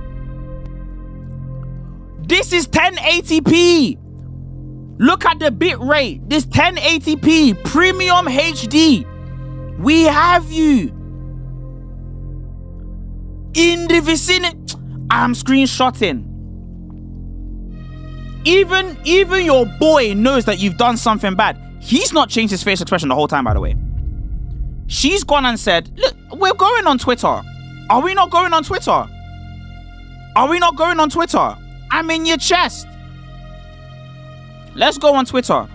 Let's address reality.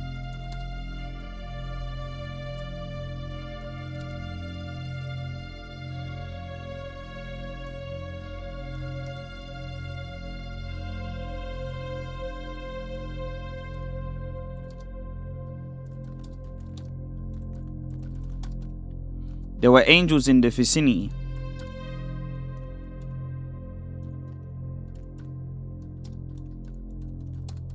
Tachi Shadi, bro.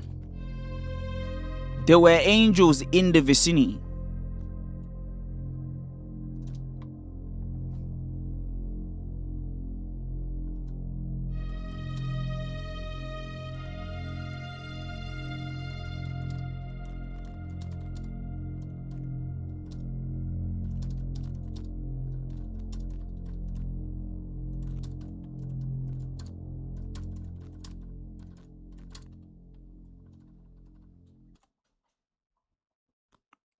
In the vicinity. In the vicinity, bro. What are we talking about? While he's speaking to Allah, there are also other angels present, such as Gabriel, which is what the Jewish traditions say, and also what Ibn Kathir, if I'm not mistaken, he also says in the Tafsir. So when you say there were other angels in the vicinity, he was right. He said there were other angels in the vicinity. As well for that. Very good. So what we got here so far, ladies and gentlemen. Man's even gone. Like, bro, you even emphasized it. This is the thing. You went and did this act. Like, why are we making up lies? Like, say you did not do what you just did. Like, you said this. We got a lot. What we got was you guys were very happy to contradict the Quran. Facts. Where it says that. Did you not just hear the answer? I heard the answer. Now, Can you repeat my answer, absolutely. please? I'll still mean what you say. I'll still mean. If you want to know my X account, literally, you're on YouTube. You see this huge social media overlay right here? This huge overlay that says Instagram, TikTok, and X, and my name?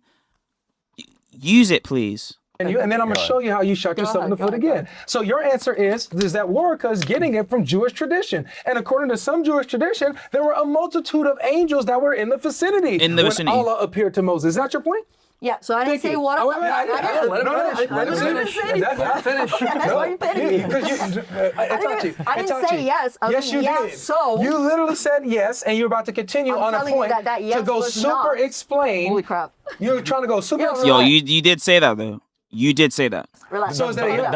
No, it's not a yes. It's in the description. I never said Waraka specifically getting it from the Jewish traditions. If anyone wants to find if anyone wants to find my this is crazy. I said So is that a yes? No, it's not a yes. I never said Waraka specifically getting it from the Jewish traditions. I said Yeah, this is ridiculous. You're double talking, bro. So why would he have... Wait, stop. I'm telling you. You just said... Let me finish the point. You just said... I'm sorry, Itachi, because it was my point. I'm not going to do that. It was my point. It was my point, Itachi. All right, don't talk. No, it was my point. I'm literally the one that was talking about No, because I asked... This is my... If you want to look at my Twitter, this is my Twitter. I was making a point. You told me, wait, can you repeat what I said? I said, sure. I repeat what you said in light of following that I was going to make my point. Okay. Right? Okay. So then when I repeated your point... Is Brian here? Is Brian Davila in chat? Tell Brian, Brian's a friend of the show. You're a friend of the show. Brian's a friend of the show. We love Brian. He a friend of the show. We love Brian. I said, was this your position? You said yes, so, and then you was about to go on a I diatribe. said yes insofar as I was going to say no to you. I was saying yes insofar. Yes, insofar as no. You see why I said phatic language? Like, this is what I'm talking about. She's just saying this as a filler word. Like, she uses the word yeah just to put sound out there so she can speak. It's like someone saying, okay, all right, cool. All right, so cool. All right, cool. Yeah, right. Oh, cool. Okay, whatever. Yeah. Like, that's phatic language. That's phatic language. As far as what I'm talking Let's just about have right him now. finish his point. My Twitter's not in the description. We'll change it. And then we're going to give you the floor. You don't even know what you say yes or no to.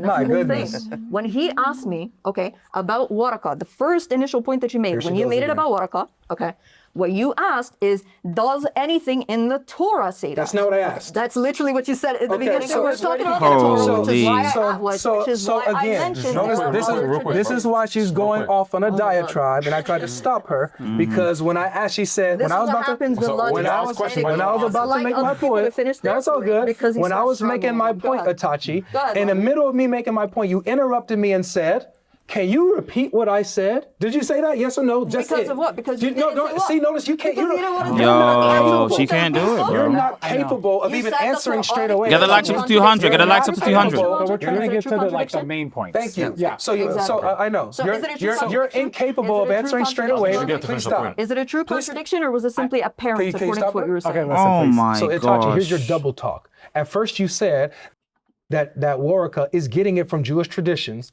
Then I just asked, then you just contradicted yourself and said, I didn't say that he was getting it from Jewish traditions. I don't know what you're doing here. So either make up your mind, Facts. and either he was getting it from Jewish traditions, he made it up, or he's getting it from the Torah. Where did he get it from is the question. That's number one. Number two, your Quran is very clear that it wasn't an angel, it wasn't nobody else that appeared to Moses, other people he speaks into in dreams, but with Moses, he spoke to directly. It was not the angel Gabriel. So was Waraka correct? Guys, make sure you go like me on Twitter, bro. Yo, the Twitter is too fun. Yo, we do all sorts on Twitter, bro. Any academic research that gets done on Twitter is purely my fault, bro. When he said that the same angel that appeared to Moses is the same angel that appeared to you. Is he correct, yes or no? He can't be correct. He can't be correct if there's angels in the vicinity. He can't be correct.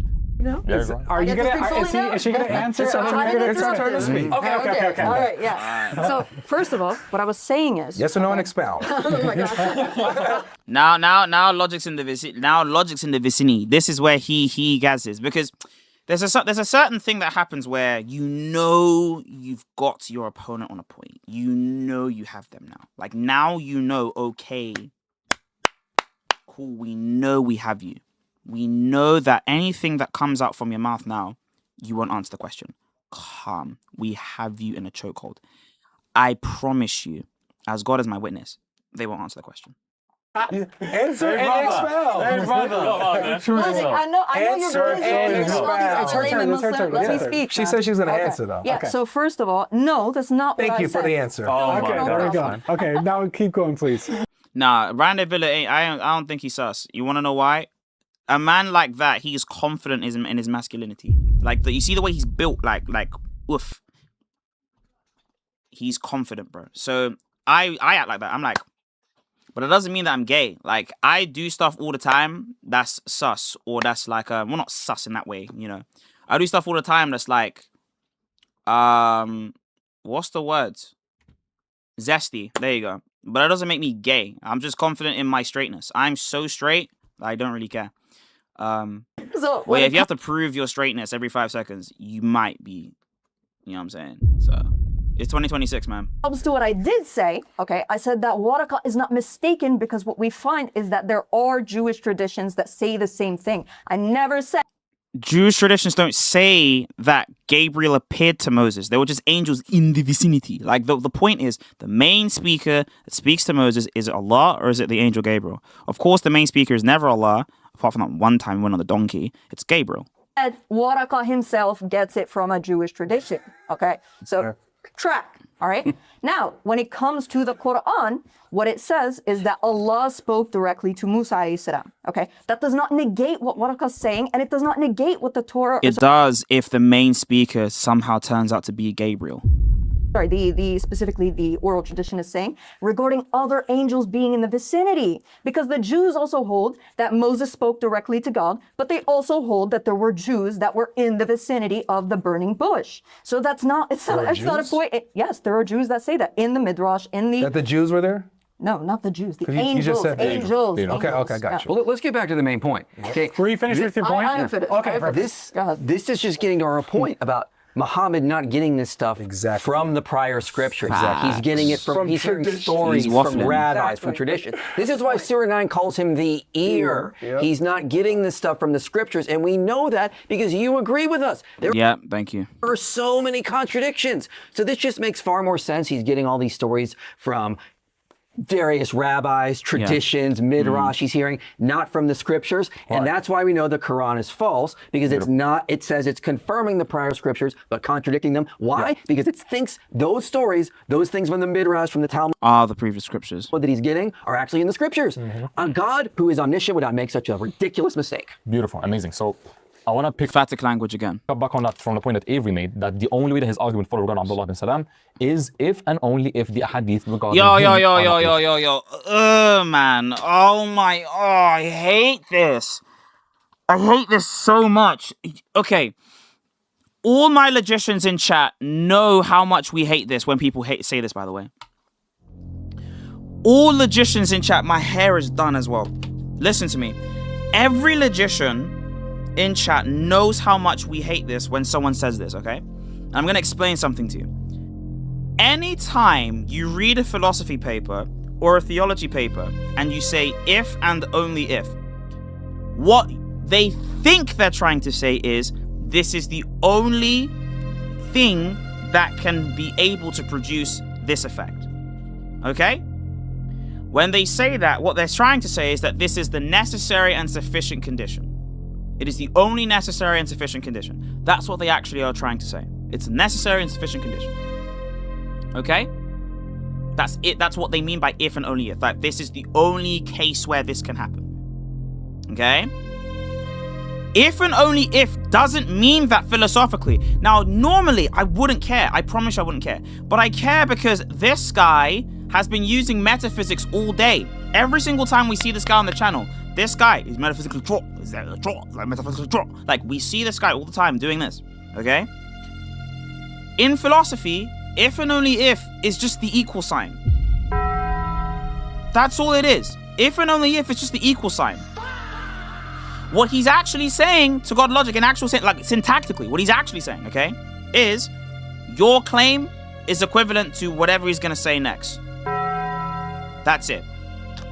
I hate when people do this because it shows that you're not actually doing Phil. You're just rhetoricizing. Stop it.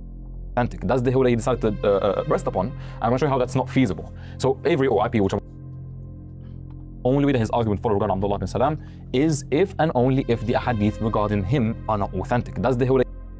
So the claim that God logic makes is equivalent to hadith not being authentic. You see how that claim makes zero sense?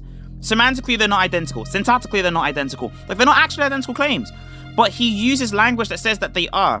But what he means is the necessary and sufficient condition for this is that. But he's just using faulty Phil language, and I hate this so much. He decided to rest upon. I'm going to show you how that's not feasible. So Avery or IP, which I want to adjust this, what does it mean for us not to have historical evidence about who Abdullah bin Salam is? So how are you going to determine if the hadith is not authentic or those attributions aren't authentic? We don't have to. You're confusing internal and external critique. Okay, so we're doing it. No, the Islamic dilemma is a modified internal critique. We're looking at your sources combined with our sources because your sources are invoking ours, and we show there are contradictions in there. So even if you do have those, it doesn't change anything what we're arguing. So as they showed that they don't have any evidence for the hadith and the attributions of the historical Abdullah bin Salam, that they're inauthentic, and therefore the argument that you made regarding it being absent is moot. That's an argument of ignorance. Oh! That's what from okay, but you didn't give a point. So I can be justified in believing that you guys don't have a response because you didn't give a response. I'll say response, you didn't give it. Right? So again, we're going to Abdullah bin Salam. If it is the case that we have the historical attestation, and if it is the case that we have these evidences of those who interacted with the Torah, read the Torah, right, and were contemporary with Muhammad, peace and blessing upon him, and we have this the scholarship that attests to this as well, that he didn't respond to, right? You're Islamic scholars? Yeah. No, Gabriel Said Reynolds. Oh, who says what? He's a Muslim. He believes that the author of the Quran is familiar with the Bible. No. Does he affirm that Abdullah bin Salam was waiting for Muhammad's prophet? He affirmed the conclusion of the argument. No, oh my, no. So what? So now what we're doing is we're begging question. Yeah, great. We're begging the question. No, answer God Logic's question. Did he say, oh yeah, Abdullah bin Salam was recorded in this particular text? Real quick. You're saying something he affirmed the conclusion of the argument that the author of the Quran knows the Bible and interacts with Holy crap! This is a completely different point. the Bible and change. He's going back to the wider claim rather than focusing on the specifics that make the wider claim true. The prophetology to what suits him. That's what Gabriel says, right? So the conclusion of what I'm getting to, he said the same thing. Yeah, the Bible and the Quran. Real quick. That is worse. The Bible and the Quran, Gabriel Said Reynolds. That's the reference. You see how I got references ready? You don't? I gave you the reference. Oh my gosh, and he's now trying to do a little bit. I hate this. See how I have the quotes and you don't? By the way, you can only do this if you always put the quotes. You don't. No, he said Ibn Qayyim. He said Ibn Qayyim. I gave you the reference. Just because you don't know the reference doesn't mean I didn't give you the reference. He said Ibn Qayyim's a reference? Yes, Ibn Qayyim's a reference. Ibn Qayyim on your top tier on top. Ibn Qayyim's a reference, yeah. That's like me saying Augustine, Jerome, St. Gregory Palamas. That doesn't mean I have to say, oh, by the way, in the triads. No, like I could just say Palamas, and if I read, and if you press me on my source material, yes, give me the time, I'll pull up the source. But yeah, that's no problem with that, man. And on giving a commentary on the corruption of the scripture, that's a reference. What are you talking about? If you're what is the reference? That's the name of the person. You don't even know the source. Hey man, let me quote Jesus. You don't even know the source. You don't even know the source. Yeah, you can quote let me quote Jesus. Yes. And if someone pulls you up and said Jesus doesn't say that, yeah, you can pull that up, okay? The reason why we give an entire citation is so that if it is fact-checked, that we have evidence for it. That's the only thing. It's the safeguard for fact checks. That's it. But if I just say, this person said this, and nobody contests it, well, it's on that person to not contest it. But of course, we want to assume honesty on your part, okay? The only time I'm ever going to ask for sources is if I think you're going to be dishonest. Or if I think the source is wrong. You quoted it. Yes, and you don't know it. You're unfamiliar with it. You're ignorant of it. Let's go. You're going to Gabriel Reynolds. So no argument against Ibn Qayyim, though. So Gabriel Reynolds then. So the author of the Quran knows the prayer scriptures, but is intentionally changing them. Is that what you're saying? Yep. Okay, that's worse because they do contradict, but then what is he going to say? I'm confirming your scriptures. I'm confirming your scriptures. 241, 447. And by the way, if you're in doubt about what I'm telling you, go ask those who have been reading the scriptures before you. 1094. At that point, it's worse for the sake of argument. I'm not conceding that. I'm saying on your argument, it makes it far worse because now we're dealing with whoever gave us the Quran is a liar. If Muhammad knows the Bible, that means, and he edits it means he doesn't agree with some parts of it, right? No, that's not what I'm saying. I'm saying on your words. If he knows it. No, you're taking us out of context. No, I'm saying, given our position, right, on my argument, hold up. On my argument, if he does know the Bible, and it means he doesn't believe it's entirely true, right? No. Back up. You're taking us out of context. I said that if Gabriel Reynolds is right, now we have a liar because he's saying he's confirming scripture, not generally confirming. He's confirming them, and he's saying it, and he's saying that you can verify these revelations by going and checking them. Beautiful. I got the reference. It's Ibn Qayyim. The second conclusion. It's Ibn Qayyim, and it got. Thank you, appreciate it. Ighatat al-Lafan, volume 2, page 351. Beautiful. So now what do you do? Regarding the second conclusion is that he is a liar. Now, when it comes to this position, given your conclusion, one of the conclusions that would follow is that Muhammad wouldn't have believed in the Torah entirely, right? Given that position, still man. No, because he said he did. He's contradicting. He's contradicting. It means confirm. In what sense? Real quick. The thing is true. That's the word confirm. I wanted to follow up because I know you understand this, right? If given my position, given Gabriel Reynolds' position, you're saying that it would follow. However, one of the conclusions is that there will be a liar. That's one of the conclusions. But I'm saying, still man, in my position, that the author does know the Bible. If he does know it and he changes it, given your second conclusion, would you agree that it would also follow to my logical conclusion that he doesn't believe this entirely true? No. No, it doesn't show. Okay, because he says other places he's confirming the scriptures and then goes on to contradict them in so many places. What does it mean to know the Bible and edit it? What does that mean? That would be like, for example, someone taking it and like erasing things and putting new words in it. Well, if I know a book, right, if I know a textbook, let's say science book, if I know the book and I change a specific detail, does that mean I don't believe in a specific detail? If you say you do, yes, it means that you don't believe in that specific detail. Yes, it does, and that's what he says throughout the Quran. It's a contradiction, dude. Regarding the example that I gave, regarding the science textbook. So you're just trying to take this out of context. If you have a science textbook, and this is the conclusion of his particular thing, by the way. If you have, and I hate when he does like stop, guys, because this is a pause thing. This is to get you to pause. If you have a science textbook, and I know the science textbook, and I'm supposed to create a new one. This, by the way, assumes that you're supposed to create a new one in light of this. right? It's supposed to edit it. It assumes edition. You see, in the analogy, it's assuming editing. Let's say you're supposed to create a science book, and within the science book, okay, you have all these things. There is a wrong part here, so you just edit that part out. Does it mean that I don't believe in that specific part because I've edited it? Obviously. That's what he's saying. But it assumes editing. That assumes the entire framework of the analogy is you're editing a book. What if you are supposed to actually be copying down what's written in that book? You're supposed to just be in line with everything. And you're supposed to use this particular book as reference. Let's say you have a new book, you're trying to make your own science book, you have this old science book as reference. And you know what's in this old science book as reference, and you write your claim, and it's different to the old science book used as reference. Now, it could be that you edited, but more likely it's that you're probably just wrong, because you're using it as reference, you see? You're not trying to consciously change it, you are just trying to use it as reference. I've already given you an answer. I've already given you an answer. You didn't. It's a contradiction. So you don't want to answer? Ask the question, and we'll get a clear answer. The question is, if there's a student, right, or a teacher, a science teacher, right, and he goes to a science book and he knows the science book, right, and while knowing the science book, he goes and changes a specific chapter, right, about a specific thing, right? If he does that while knowing the content, we can conclude from this example is that he doesn't believe that this part is true, right, IP? Nope. Nope, because that's not even analogous. So let me explain why. Because at the same time in this analogy, we're comparing it to the Quran, the student is saying, I'm going to confirm everything in here.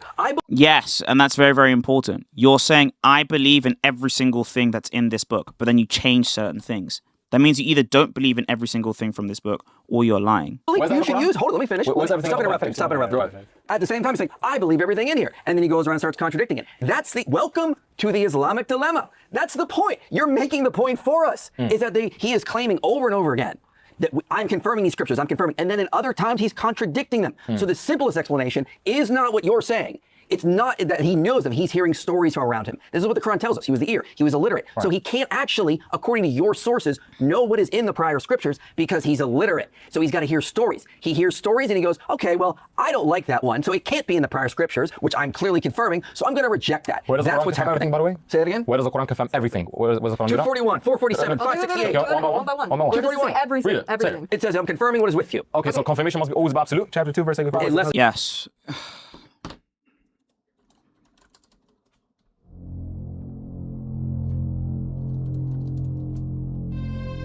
Yeah, it's when you verify or you validate something. If I validate what's going through, or if I authenticate what's going through, you are assuming it's true, but you just want to add extra authority onto it. That's all you're doing. That's a colloquial definition. But generally, but again, generally, right? But when we talk about confirmation, we're assuming that there is, number one, something to confirm, and number two, something to legitimize. It's legitimization. You are adding legitimacy to this text. You're adding legitimacy to everything in here. You can't accept parts and remove other parts because the method of preservation for these parts is the same as the method of preservation for these others. And that's why the Islamic dilemma works so well. The reason why we care about preservation of the scriptures or the previous scriptures is because we all know that the way that this particular part of the Tanakh was preserved is exactly the same transmission process as this other part of the Tanakh. So if the Quran is saying that these parts were preserved okay, but these parts were rejected, and it can't offer any other reason why other than the assumption that the text has to be right because it's infallible, that the claimant has to be right because they're infallible, then we have absolutely no reason to just believe it. Like listen to what they're saying. We have the Tanakh. The Tanakh, let's say this whole thing is preserved. Actually, we have these two things, right? These are two texts of the Tanakh. Both texts of the Tanakh come to us through the same method. One's corrupted, the other one isn't. What causes that dissimilarity if they both came to us throughout the same method, with the same intention, with the same idea? That must mean the corruption is intentional because it was transmitted to us the same. And if it was transmitted to us the same, then whoever was somewhere along the line in that chain of transmission, someone had to add information and then keep the transmission process the exact same. And if they kept it the exact same, then we need to ask, why would they change it? Why on earth would they change all these swaths of information? Is qualified? Yes. let's call it fast. Yeah, chapter 2, verse 85 is another one. Chapter 2, We're gonna go too fast. chapter 2, verse 85 says, do you believe in some of the scripture while rejecting parts? Those who do so among you, you're going to hell. So can you reject some parts of the scripture and believe in parts We're of the gonna scripture? get that in a second, but this is the funny one. I'm responding.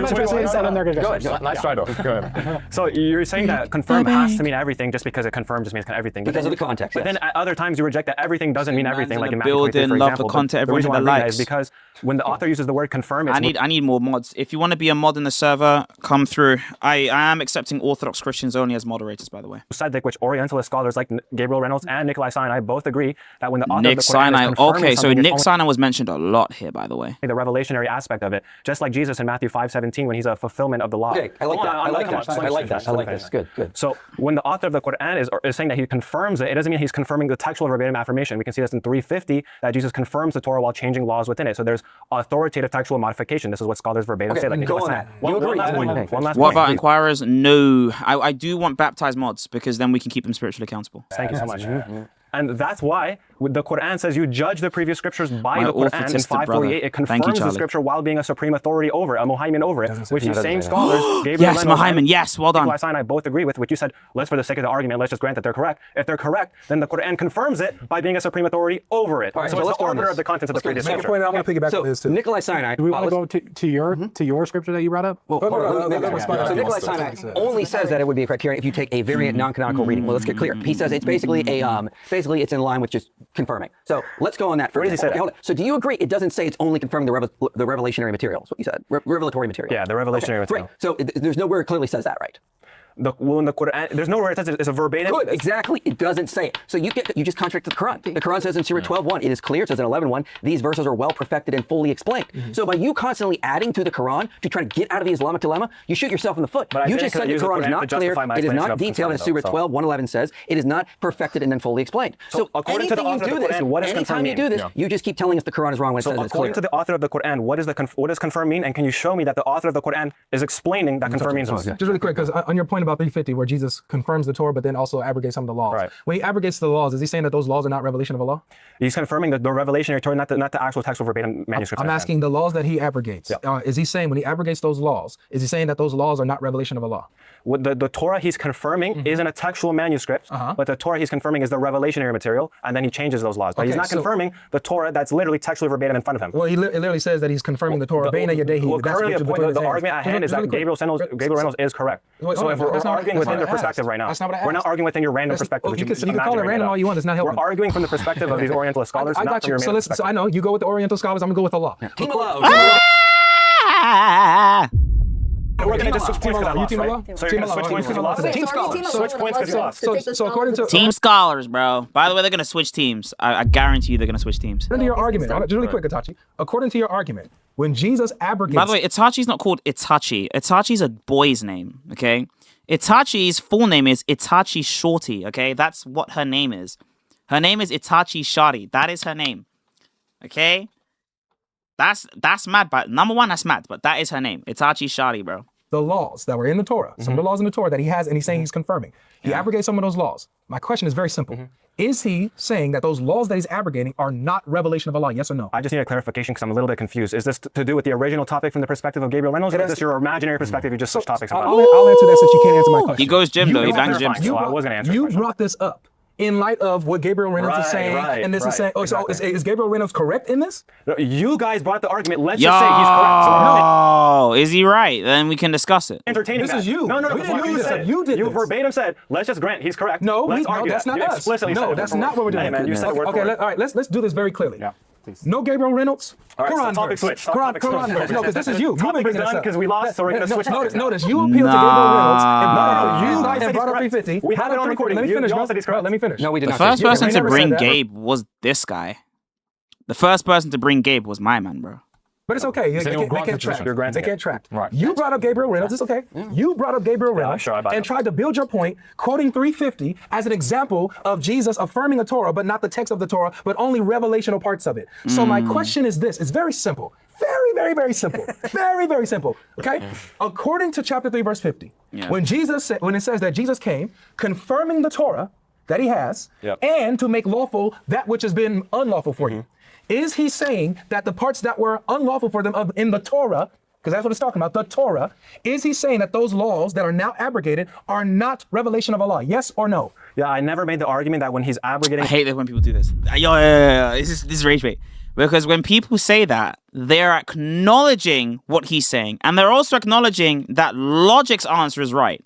But they can't say it. Because if they say it, then it's a point down. They get knocked down a point. So he can't do it. Laws within the revelation material of the Torah, that he's saying that these laws he's abrogating are just corrupted. I simply made the argument. Beautiful. Go ahead. I simply made the argument that when the author of the Quran is saying he confirms something that's in the revelation aspect, hence 548 to 50. And so when he affirms the Torah, it's the revelation material. See, has more fame and clout than you. How you see he's not going to make it, you're literally below him. Abs, I retired for a year. Abs. Abs. A baby still pushed me yesterday. Fuck. I know that one. Number one. The man that are saying, oh, but Jerome, like, I swear this guy's more popular than you. I don't think so still. I actually don't think so.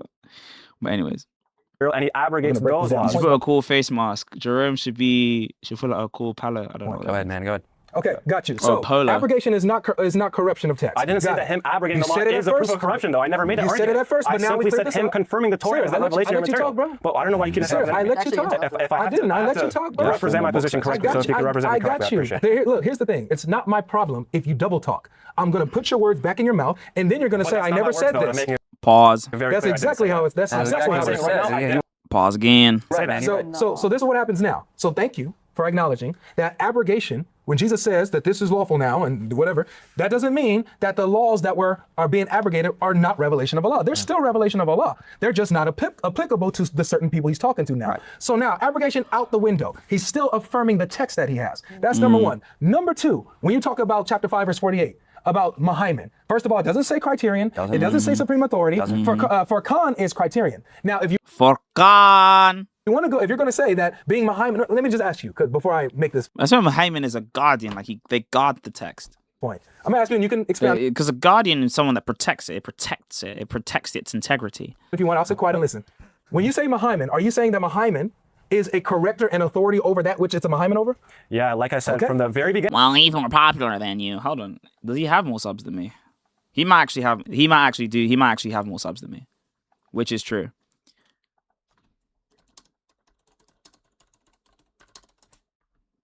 How many subs you got? Bro! Hey, get out, man. What do you mean he's more popular than me, man? What, 9.28? Am I not on 20K? Shush, man. Beginning of this argument, which I don't know why you said I brought up Gabriel Reynolds, it was TMA, and then IP says, well, let's just grant he's correct. So we're arguing from that perspective. From their perspective, Gabriel Reynolds and Nikolai Sinai, when the Quran has many meanings, you tool. In what way is he more popular than me? and says it's the arbiter of the contents of the previous scripture, a muhaymin. They don't say that. A muhaymin. They understand it as meaning arbiter of the contents of the previous scripture because from 544, the Quran talks about how Jews and Christians judge by their scripture, but then in 549 to 50, it rebukes that and calls that pre-Islamic ignorance. Gotcha. So their judging of the scripture is ignorant. It's, you only judge by what the Quran revealed as it. Got you. Okay, so awesome. So muhaymin is, now we all heard it, muhaymin is a corrector and supreme authority over that which it's a muhaymin over. Right. Okay. Excuse me, let me, go ahead. Brother. Go ahead. No, relax. My bad. Go ahead. Man, trying to steal my recipes. So when you have Mujahid and others, like Ibn Kathir, they say that Muhammad is the Muhammad over the Quran. Can you show what Mujahid says? Absolutely. It's Ibn Kathir's Tafsir on chapter 5, verse 48. So there it is. So hold on a second. Okay. So in Ibn Kathir's Tafsir, chapter 5, verse 48, they say, Mujahid and others say that Muhammad is the Muhammad of the Quran. Yep, chapter 5, verse 48. And not only this, Ibn Kathir, now let me just By the way, be after we finish this, we might just go for some late night cooking. So, just doing some arguments with God logic and stuff. Ibn Kathir doesn't say that this is what the text is 5.2K close to 21. saying. He doesn't say that 548 is saying Muhammad is Muhammad. Rather be underground than popular. I'm not popular. I'm still underground.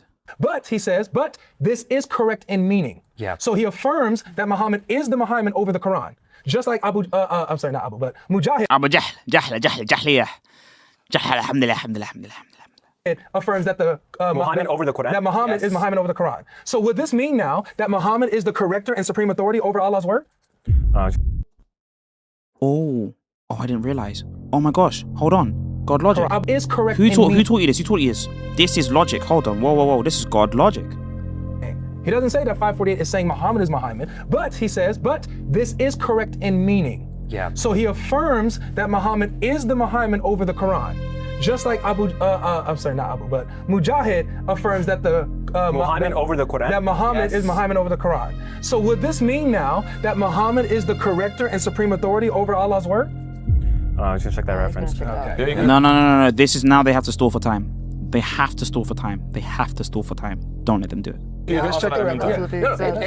Would you agree with that? I have some responses to that. There's something you went a little bit over past when I said in 549 to 50. It's not just the Quran which is being used as a judgment. See, they can't answer the question. Remember, what's the question? Does it mean that Muhammad is a corrector of the Quran? Does Muhammad correct the Quran? For the previous scripture, which the Quran already considered the Christian and Jewish interpretation and judgment as Islamic ignorance. They won't do it. The Quran says it's in 549 to 50, the Quran and the Prophet are the judges between the disputes over the previous scripture. They won't say it. So it's both the Quran and the Prophet, what the Prophet has to say about it as well. Because we know he has multiple types of revelation, as we see. Cool. Would you agree? Why doesn't Kathir say this? Would you agree in chapter 5, verse 48 of his tafsir? Look. See? He's trying to stall. Now he's trying to go back to a previous claim. We need them to answer that question. So go. You have the English. You said it was Go to about the Mujahid, right? Yeah, he references Abu Jahid and others, and he also gives his. Mujahid. I'm sorry, Mujahid. Sorry, Mujahid. No. Read the one I just said about Mujahid right there. Yeah. Let me find it. Okay. Ibn Abbas said that Muhammad means witness. Mujahid Qatada said the same. Yeah, can you go to the Arabic one? Because that's the abridged. Nothing about Muhammad. Yeah, the abridged. Right. So Can you go to the Arabic one? If it's abridged, then it's shortened. Wait, what does the Arabic one say? It says exactly what I just said. He doesn't know. I'll say it again. It says Mujahid, and I forget the other guys' names, but Mujahid and others refer to Muhammad as the Muhammad. They say that chapter 5 verse 48 is the Muhammad is actually referring to Muhammad being Muhammad over the Quran. Ibn Kathir disagrees with that interpretation of the text, but he says this is correct in meaning. That Muhammad it is true that he's Muhammad over the Quran. Okay. So wait, are you, I just want to understand, are you saying that Muhammad only has one restricted meaning according to the scholars? Or do they posit multiple meanings? They do. It has to mean guardian. Yo, Six, you made a post about you? There's no way this guy, bro. This brother he's the worst brother on earth, bro. I'm telling you now. He's the worst brother on earth. Worst brother on earth.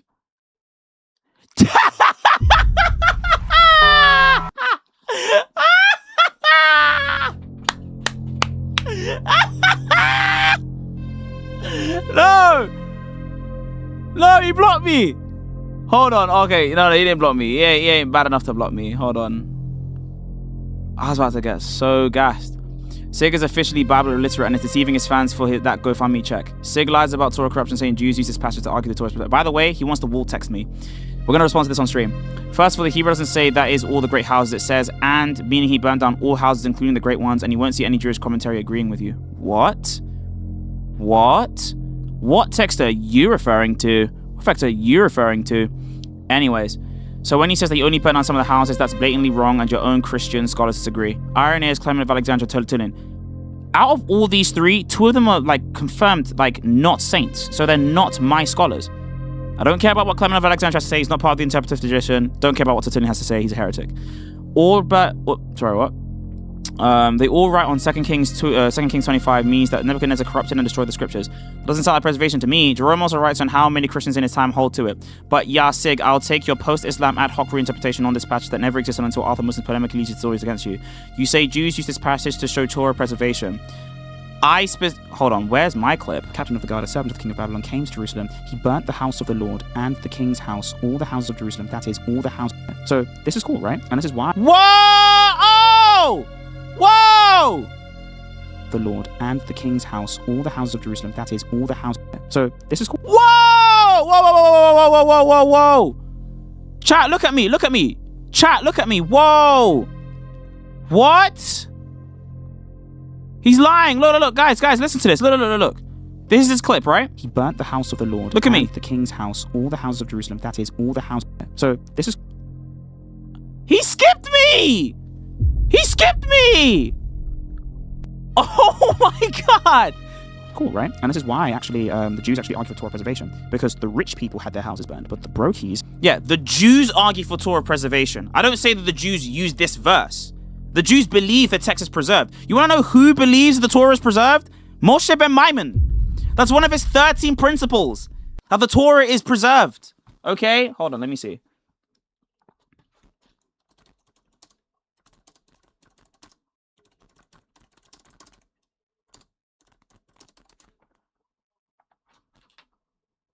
Where is it? Foundation of all is that there's a primary being. No. Oh, no. Punishment was given. Torah is preserved. I'll get one of these things. I'll get this up in the meantime. Anyways, this guy lied on my clip. Anyways, why do you think all the brokies all have complete Torah manuscripts still in their houses when there was only one single manuscript of Deuteronomy in the temple and they almost entirely lost it? Hence why Hilkiah found it and gave it to Josiah and he tore his robes and made everyone learn it the right way in the next chapter. You do know before paper they had to write manuscripts on goatskin, right? Yeah, for you guys. So you think the Israelites just had like 12,000 goats to casually skim for Torahs? 200 IQ, totally not absurdly implausible. No, it's not implausible. They have thousands of goats, thousands of oxen, thousands of sheep, thousands of different things.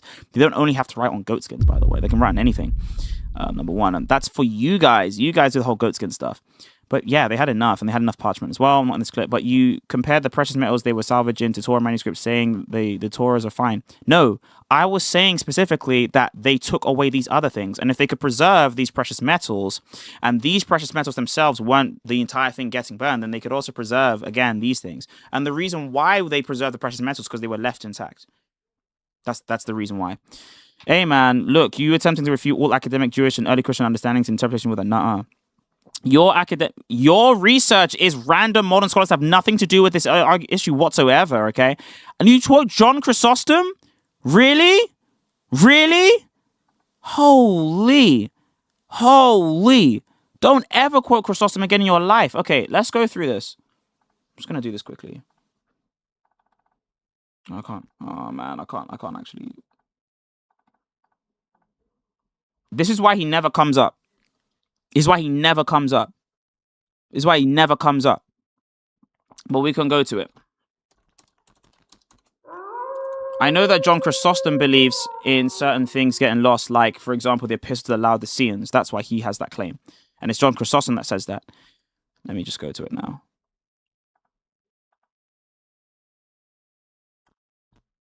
This is what he's saying. Look, see? Now, what he's saying, look. 1 Corinthians 2, 9-13. This is the thing. Here's the thing here. But as it's written, the things are prepared to love him. Where are these words written? Why? It's said to be written then also when it's sat down not in words but in actual events, as in the historical books, or when the same meaning is expressed, but not in every the same words, as is this place. They to whom the word shall not understand are the same as the things which eye has not prepared. Either then this is his meaning, or probably it was written in some actual books and the copies have perished. So the copies have perished. But he only entertains this as a possibility, not that this is what happens. He says this is his meaning. For indeed many books were destroyed and few were preserved entire, even in the first captivity. Meaning what? They were preserved. Right here. You said that all the books were destroyed, Sarah. You said everything was gone. I know the Chrysostomite claim because we talk about it at uni. People try to say that John Chrysostom genuinely believed that all the Torah scrolls were destroyed. Okay? All the Torah scrolls has destroyed. Now, very importantly, he doesn't believe that. He believes that many were destroyed, but some were left intact. He doesn't even say most, he just says a lot. Boli. Boli means a lot. It doesn't mean most, it just means a lot. And some were left. So some just means that there was a large portion that were left and there was a large portion that were destroyed. That doesn't mean that we can't get it back. You need to go to John Chrysostom's commentaries on the Old Testament. You need to go to his commentaries on Ezra. You need to go to Jerome's commentaries on Ezra. So you were wrong again. Let me answer. What did I study in uni? Theology. Oh, listen, we're practicing this, right? All right, thank you. Well, we have. So, okay, yeah, I know. So what's happening here is I asked him, because he's taken the meaning of chapter 5, verse 48 to mean a criteria, supreme authority, judge over it. That's what he's taking that to mean. Okay. And so I said, okay, so in this verse, you have scholars that say in this verse, in this context, it's actually Muhammad who's the Muhammad in this context over the Quran. So would you then agree with them? Would you say because they don't even take the meaning that's what it means. But would you say then that Muhammad is the supreme authority, corrector over the Because Quran? obviously we'll reject that meaning. We'll reject that is what it means. Thank you. So exactly. That's our point. Go ahead. The point is that Muhammad cannot mean corrector, because Muhammad cannot be the corrector of Allah's speech. And that's why the classical understanding of Muhammad, according to the scholar you cited, which would be Nicholas Sinai, he says it just means guardian, protector. No, he doesn't. In his key terms of the Quran, he explicitly says that Muhammad means the Quran is the arbiter of the contents. I have a picture. Where does it say that? Show me right now. The second paragraph. Show me, please. Pull it up. Yeah. You pull it up. You're the one making the claim. Show me the source. You brought Sinai. But you said he says that, and I have an explicit quotation where he does not say that. So if you can show me where he says that, please show me. Holy. So pull up what you're reading. Let's read the whole thing. He'll show you the second paragraph. I don't have like the whole PDF on my phone right now. Okay. So now, no, wait, hold on. You're the one making these claims. He says it now. No, I have the quotation. I don't have the entire book. I have a quotation. I don't have the whole 800-page I thing know. on me. I'm not counting you on that. I'm just. But I just want to reference. Here's the thing as well that people don't really realize about this whole corruption narrative as well. It doesn't matter when these things get corrupted. Well, it does matter when these things get corrupted because of the specific time frame that you have to use. The time frame that you have to use in order for these corruption claims to be like true has to be when Jesus confirmed the text. Why? Because Jesus Christ doesn't edit the Torah and Injil. He just confirms it. He never like changes it. He just has those texts intact. So by the time of Christ, those texts are intact, which is why John Chrysostom says Paul knew everything that was in there. He starts off by going over that it only comes up twice in the Quran, and it just means protector, guardian, and then he goes and it might be like another word for like Masonic, basically. And then he says, well, there is a variant reading that's not canonical, and maybe in that sense, you know, if you go out of the canonical readings, then it can be used in that sense of like that criterion. But that is not according to the canonical readings. You're taking from the second paragraph. You got to read the whole thing in context. I did an entire video on this. Nice. I appreciate the concession. Thank you. So this goes back to the point. The Quran is not a criterion over the prior scriptures. When you mean it's a variant reading, that's like not actually the authoritative. There's nothing there in the Arabic. You would have to, can you find us? You could message somebody from Discord real quick. I don't know. I don't have Discord. So you didn't see it in there? I didn't open it. He opened it. Oh, you didn't open it, so you didn't look. Opened it. I want you to look for it. Okay, I can. No, because you know the Arabic. Again, take your time and look for it. Because you're saying that we don't have it. You're saying that we don't have it. Hold up. Yeah, go put it. It's your brother. Whoa. It's you made the claim, brother. Yeah, it's in Ibn Kathir's. I told you guys to pull up the Arabic. You guys have Arabic speakers. It's in chapter 5, verse 48. Pull it up. Why don't you do it? Okay, go ahead. Did you pull it up? It's not in there. Pull it up. Okay, can you read the Arabic? Yeah. You want me to read the whole chapter? I trust you. Wait, you want me to read the whole chapter? I'll tell you where to read. Okay, we'll work to it together. What? Yes. We're gonna address IP now. In a second. We're on this top tier right now. We're gonna address IP because he made a point. In a second. This has nothing to do with it. It has everything to do with Muhammad. By the way, you have a tablet, right? You said you're gonna have the references. Can you pull it up? As someone who's an apologetic, right? You would expect, real quick, you would expect that you would have the evidence on you. Now, if you're gonna make that, if you can say it's in the Arabic, I can't read it. As a Muslim, I would expect you to have the sources on the Arabic. Hey, real quick, brother. If you're making a claim that it's in the Arabic and it's in the abridged version, that means you looked into it, right? If you looked into it, why don't you have it ready? I'm telling you to pull it up. Wait, what? Why don't you have it ready? Yeah, because you guys have been talking for an hour and 50 minutes. I don't have all my sources. I never have all my sources until it's time to actually get those kinds of things. What the heck is he talking about, okay? Yeah. One second. He already read it. If you read it, can you pull up the Arabic? Let me show you. Let me see if you read it. Point. If you read it, that means that. Why are we stalling and not bringing up the source? I'm responding to you. This is a debate. Bring up the source. If you read it, that means you translated it, right, Avery? No. Can you bring up the source? So you speak Arabic? Can you bring up the source? So you speak Arabic? I have Arabic speakers. Oh my gosh. And they translate it to you.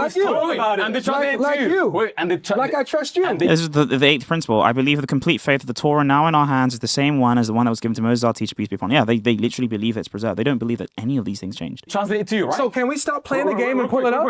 And No, Amir, pull it up. Did they or did they pull it up? No, I'm going to show Why not? You're a fool. I'll tell you why. Oh, I'm a fool.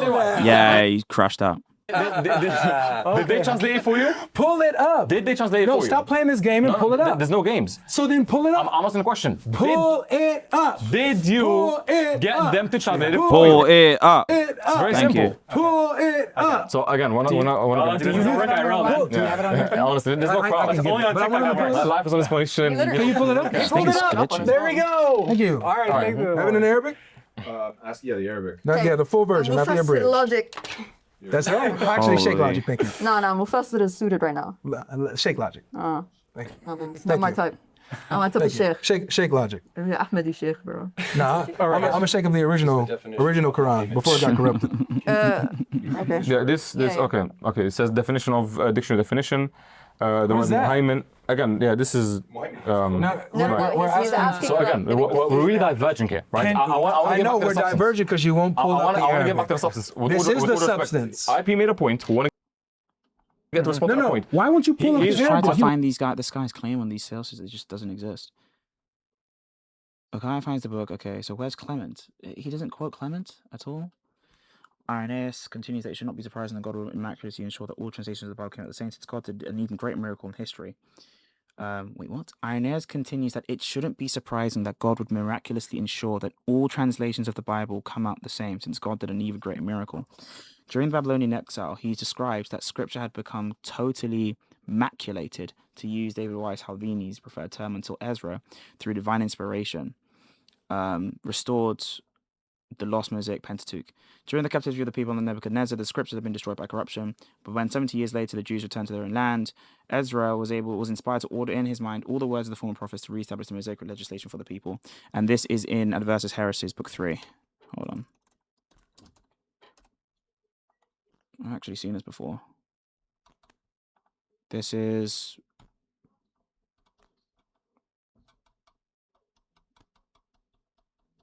I hate doing this on stream. Yep, here it is. A vindication of the prophecy of Isaiah against the interpretation of Theodosia and Aquila. So this is just the Septuagint stuff. So he's going to go against the Septuagint stuff. And here it is. Before the Romanians possessed the kingdom... Actually, by the way, he's going... Ezra. Hold on. No. Yeah, book 3, chapter 21. Yeah, this is book 3, chapter 21. Where is he getting it from then? Look, book 3, chapter 21. Book 3, chapter 21. Vindication of the prophecy of Isaiah. It's not here, man. For at that time they were subject to the Macedonians, to Ptolemy, but he, wishing to test them individually, fearing them might perchance by taking counsel together, continue the truth of Christ by the interpretation, separated from each other to command them to all write the same translation. He's actually talking about the preservation of the Septuagint. So he says, all of them read out the common translation which they had prepared in the very same words and the very same names from beginning to end, so that even the Gentiles present perceived that the scriptures had been interpreted by the inspiration of God.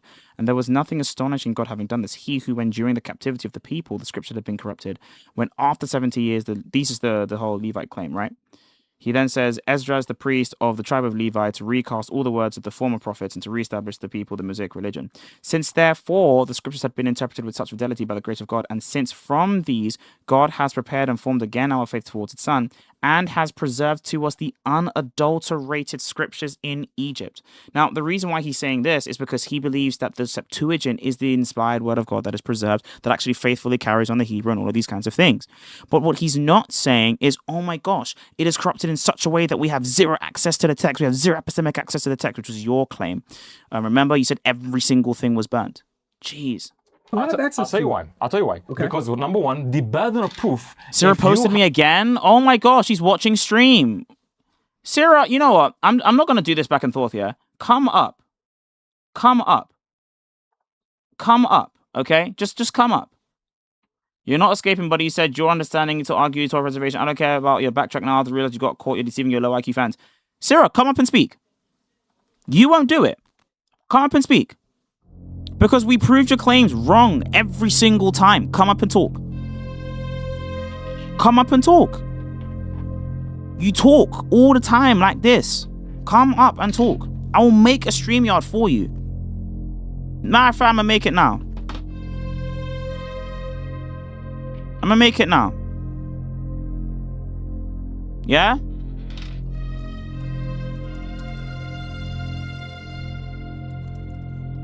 He won't come. I promise you he won't come. I promise you.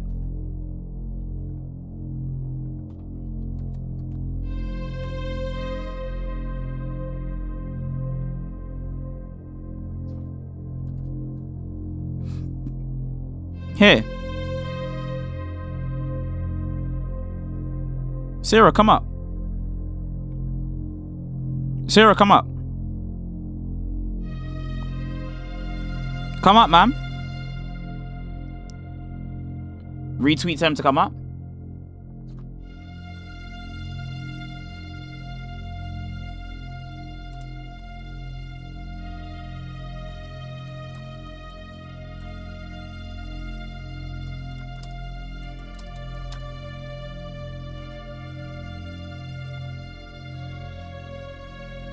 You won't do it. Come. Come then.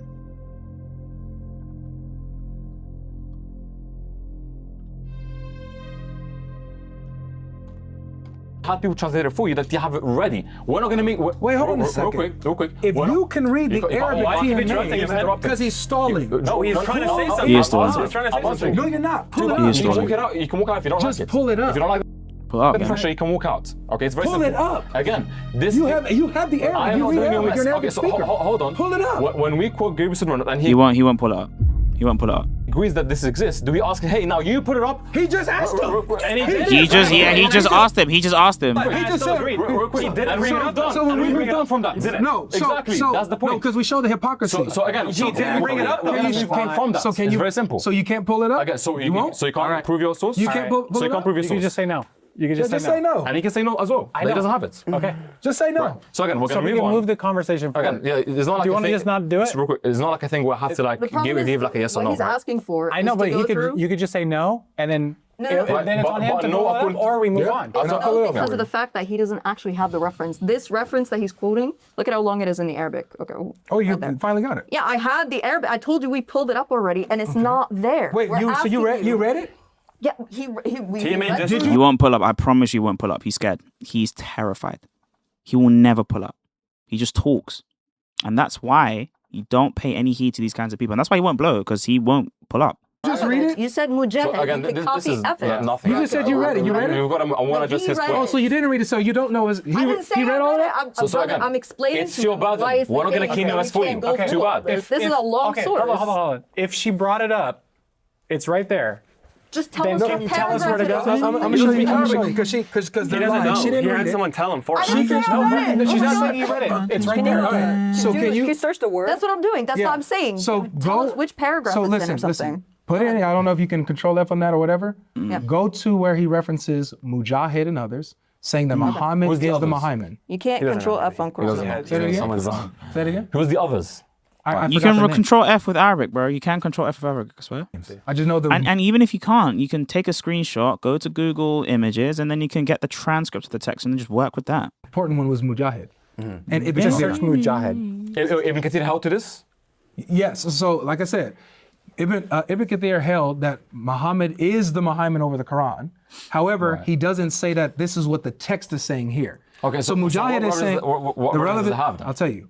It doesn't have any relevance. It has all the relevance. All of it. Because Yeah, he's Same thing in the saying abridged version. that the Quran is the Muhammad over the previous scriptures, which means Via what? Which means that because it's the Muhammad over the previous scriptures, that means that the Quran is the supreme authority and corrector of the previous scriptures. So I said, okay, so when your scholars say that Muhammad is the Muhammad over the Quran, you're going to be consistent and say they're the supreme authority and corrector, that Muhammad is the supreme authority and corrector over the Quran? Wait, why are That's you why going it's back to relevant. scholars when we were just at scholars and you said, wait, I'm Team Yeah, Allah, let's I'm Team go with Allah. the Quran. Now when I quote the Quran, now you're Team scholars all of a sudden. What is it? You're going to go Let me answer. scholar, No, the reason why he's quoting the scholars is because that was the claim of the scholars. That's why. Allah, scholar, Allah. I don't know which one I'm picking today. Which one is it? Actually, let me show Which you. one? Let me show you why. Because according to what you did, we showed your hypocrisy with you using your scholars. Facts. We said, okay, we're gonna show you what the Quran is saying. You're saying, no, this isn't us. We're just appealing to what they're saying and giving their No, opinion. I didn't say that. We went Team Allah, so I only quoted the Quran to show how Muhaymin means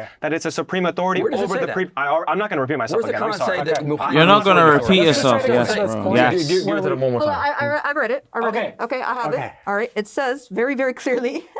I don't know why you would bring this up because it says the same thing in the Yo, English yo, yo, anyway. stop prefacing. Just read it. Okay. So it says قال القرآن القرآن أمين على كل كتاب قبله. So the Quran is taken more over the books that came prior to it.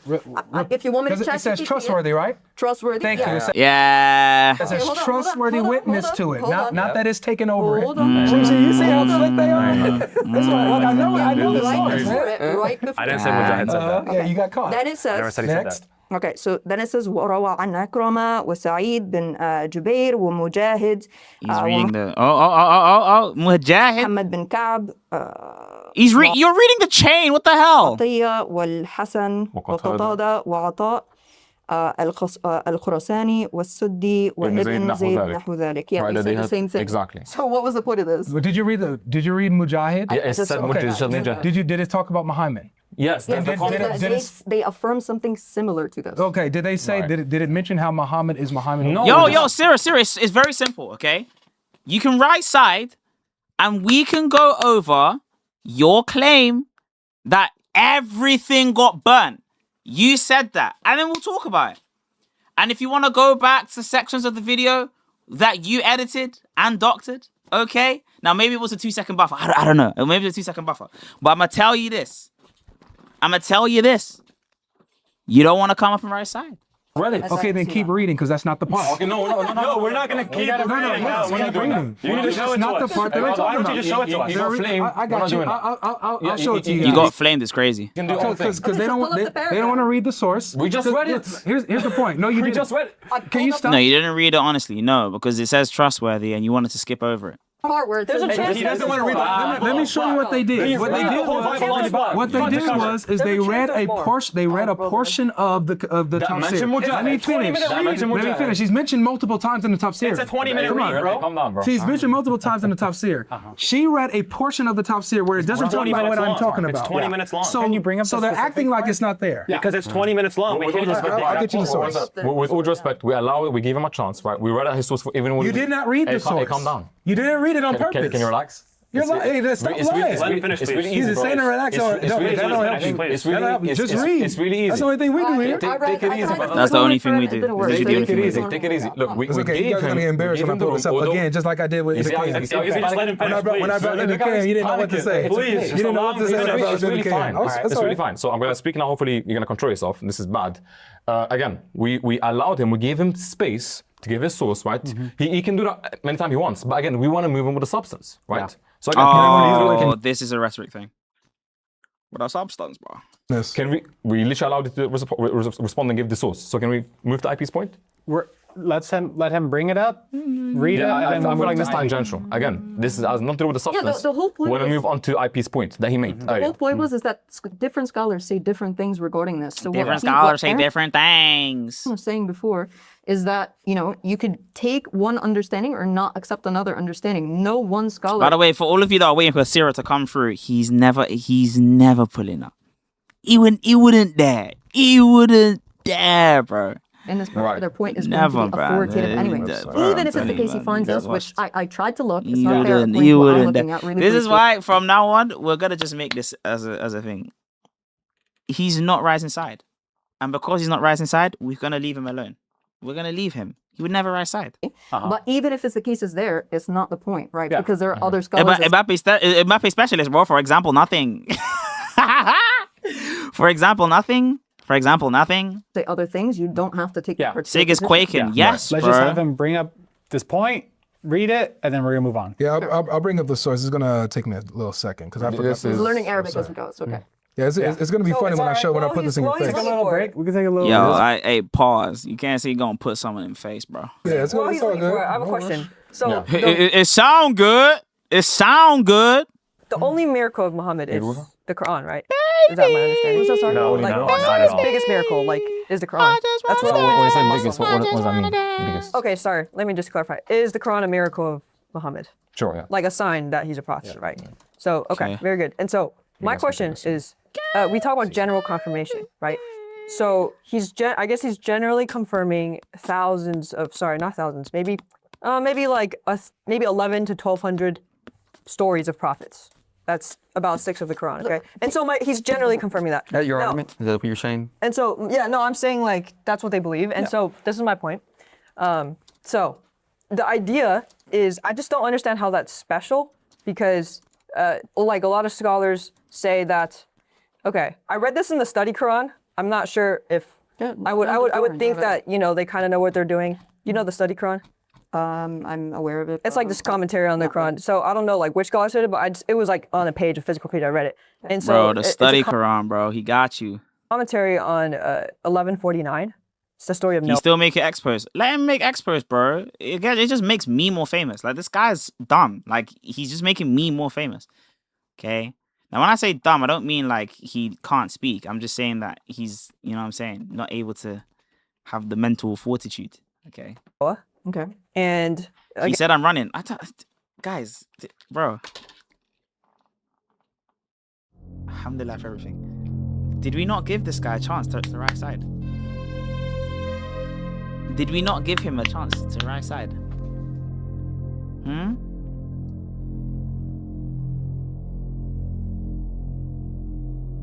Did we not? Did we not give him that opportunity? Come on. We gave you your chance, bro. You didn't want to take him, man. And if you compare stories of Noah, again, irreconcilable differences. Noah's son dies in the Quran. Put a 1 in the chat if I should ignore him. Put a 2 in the chat if we should actually right side. Because he's not going to right side. Clearly, that's not in the Torah. Yeah, that's not in the Torah. He has 3 other sons. Very good. And Noah is initiating the flood in the Quran. And then that's obviously not what's going on in the Torah. So just things like this, right? And so the 1149 ends by saying this. No. If he rises, we will. But should we keep paying attention to this guy? This, again, it's like similar to the other thing where it's like, should you not pay are a attention to prophet of God because of this. That's essentially what that verse is saying. Sorry, repeat what you said? Sorry, actually, I don't want to misquote it, so let me pull it up. I do not want to misquote the verse. And we got to get to the second prompt too, because we have like. I'm not taking it from you like that already. I just wanted It's a different conversation. Yeah. Let me just get the verse verbatim, so we're doing this right. The 1v5. Okay. We can do closing statements. So it says, okay, this being the story of Noah. This is one of the stories of the unseen, which we reveal to you, O prophet. Neither you. I'm not wearing a cross. I'm wearing a pendant. Nor your people knew it before this. Okay. So be patient, surely the ultimate outcome becomes only to the righteous. And so the idea is that Muhammad didn't know these stories before. Why? Because he was illiterate and he couldn't read, right? And so he didn't know it in detail. That's not the only reason though. Okay. It's also because he's part of like him and his people, it says, right? They're pagan Arabs for the most part. So they don't have these stories. Very good. So it would be a miracle that he gets the details correct. Not necessarily the details specifically, but more of the general theme or the understanding of what it is that occurred with these. Anyone could have gotten that correct because they were. Wait, let me finish my point, please. So what the study Quran says is, it says that this is likely talking about not general confirmation, but the specifics. And this is what the study Quran says. I have it in the physical. Like I actually have it. It says because Muhammad would have met Jews and lived with Jews at the time or just surrounding that area. Christians would have been traveling. So for example, like my little cousin, she would know the story of Moses or Noah. But if she started telling me, and then there was pairs and 7 of each unclean animal, pairs of this, and after 40 days, the water subsided, like all these crazy details, I'd be like, yo. But if she was just like, there was a flood and there was Noah. And then she kind of tried to tell me it. I'd be like, that's not a miracle. Does that make sense? And so let me finish here. My point here is that even if you're saying he's generally confirming this, it's not, how is that impressive? That's not impressive at all because anyone living within a Jewish/Christian community would know that Moses, did the Exodus, that he generally did the Red Sea, that that Noah generally had something to do with the flood. Does that make sense? And so that's my understanding of what happened with Muhammad. He's just hearing like really normal stories. And you know what else? You know how you say that like Hey, you said on live you want to jump, so I have no interest in rambling session. Thanks. When you want to go over what you said on 2 Kings 22:9, I'll gladly join. Yeah, you ran away. You ran away. Didn't want to do it. Talmud, like the Midrash. Basically, it's all these oral traditions that get caught up into the Quran. It's really fascinating because the Quran actually tells us. By the way, Sarah responded. His response is, hey, I have no interest, bro. I don't, bro. I have no interest, bro. Hold on, let me get his replies. He was like, you said on live stream you want to jump. Never said I wanted to jump. I said I want to go on the claim you made when you said everything. That's not jumping, bro, because that's what you're aggressing. So if you don't want to do that, that's fine. You ran away, dude. And now the record shows that no one should ever, ever take you seriously ever again. On itself, okay? So this is in Surah 25, I think verse 4. It's like on the bottom of the page of the first chapter in the Clear Quran. It says that the disbelievers say that these stories of the prophets, are nothing but something about fabrication, and they are rehearsed to him morning and evening, and they are nothing but ancient fables. So even the Quran, I'm not saying that's what the writer of the Quran is trying to say they are, but I'm saying the Quran is a historical document saying that there were people in the 7th century hearing Muhammad's stories and being like, hold on a second, that's just legends. That's just ancient legends. that make sense? People were actually saying this in that time. And then when we go and we compare the stories of the Quran and the Midrash, the Jewish legends that completely divert from the Torah, by the way, it actually finds itself in it. You know what's even crazier? He doesn't even get the Midrash correct. So the Midrash presupposes the Torah. For example, there's 2 trips to Egypt, right? The brothers take 2 trips to Egypt. The Quran, it was like 3 or 4 trips. Does that make sense? Okay. But then there was this one thing in the Midrash where it says, Jacob giving the sons of Is, when you go to Egypt, go through 1 gate. And then the Midrash actually has that same detail. It's not in the Torah. So the Midrash has parallels with the Quran. But then again, the Quran presupposes incorrectly the Midrash, while the Midrash presupposes correctly the Torah. And so that's my point too. Is he doesn't know the Torah. He's just listening to all this Midrash and finds himself in the Quran. Okay. So the first thing that you said, which is what I really want to touch on, is specifically when you tried to describe it as 1100, 1200 stories and all of these things that the Prophet peace be upon him, that the Prophet peace be upon him is referring to. Okay. Now a better way to look at it, right? There's 25 prophets mentioned in the Quran, as well as different particular events that occurred in history. Some of them mentioned in the Bible, some of them mentioned otherwise, etc. Right. So what I'm saying, right, in terms of this general understanding of all of the stories, is that each of these prophet stories we know who's being spoken about. Okay. When it says Joseph in the time of XYZ, we know that this is the Joseph that is the son of Jacob, etc., because the Quran outlines that very clearly. Okay. Then there are certain instances or points in those particular stories. No, I'm not going to dedicate a whole video against a guy that has like 2,000 subs. No. Is that the Quran, obviously, it does not agree with regards to the narrative. Right? Specifically in the context of him trying to be a big debate guy. No. At least it doesn't take regarding what that narrative is from the prior scriptures. Okay? He specifically doesn't deserve it. What I was saying way back in the beginning is that a better way to know whether or not a revelation is from God, because as was kind of proven throughout this entire discussion that this was going to end up being tangential and not get a conclusion or anything, a better way to go about this is to establish a type of criteria for what a revelation from God would look like. Okay, not dependent on any particular scripture or anything of the sort. Rather, it stands independent of Christianity, independent of Islam, and we look at that criteria and we can compare the two, whatever scriptures that we want to talk about, or any one scripture in regards to that criteria that can be established, right? Because that's going to get us somewhere as opposed to arguing interpretation. Because even with regards to what they're talking about now, and you will as well, when it comes to this conscious edits thing, they already understand and affirm the fact that there are scholars that do take the position that the Quran does not affirm the scriptures wholeheartedly, okay? And even those scholars that they're claiming that they affirm it or anything of the sort, they don't affirm it in the sense that the Jews affirm it, right? They affirm it in the sense, they affirm it in the sense of... We had it up. It was there. Okay. Yeah. I'm almost done. Sorry. We can do this point and then close theirs? Yeah, they affirm it in the sense that specifically when it comes to these passages or anything before, they still do affirm a level or a sense of textual corruption, but they say it's very minimal. Okay. Who says it's minimal?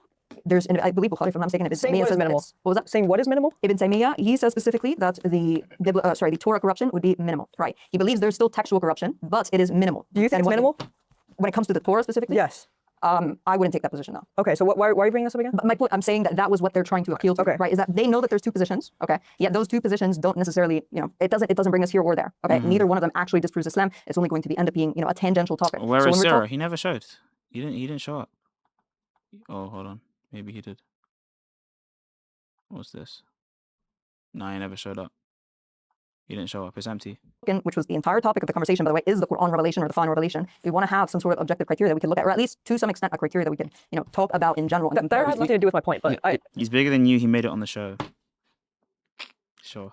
Well, let's get to this, guys. And then we're going to be closing statements. All right, so he's going to make his point about this thing, which I'm going to get to respond to and show how much of it slow he is, and then we can finish up. Go ahead.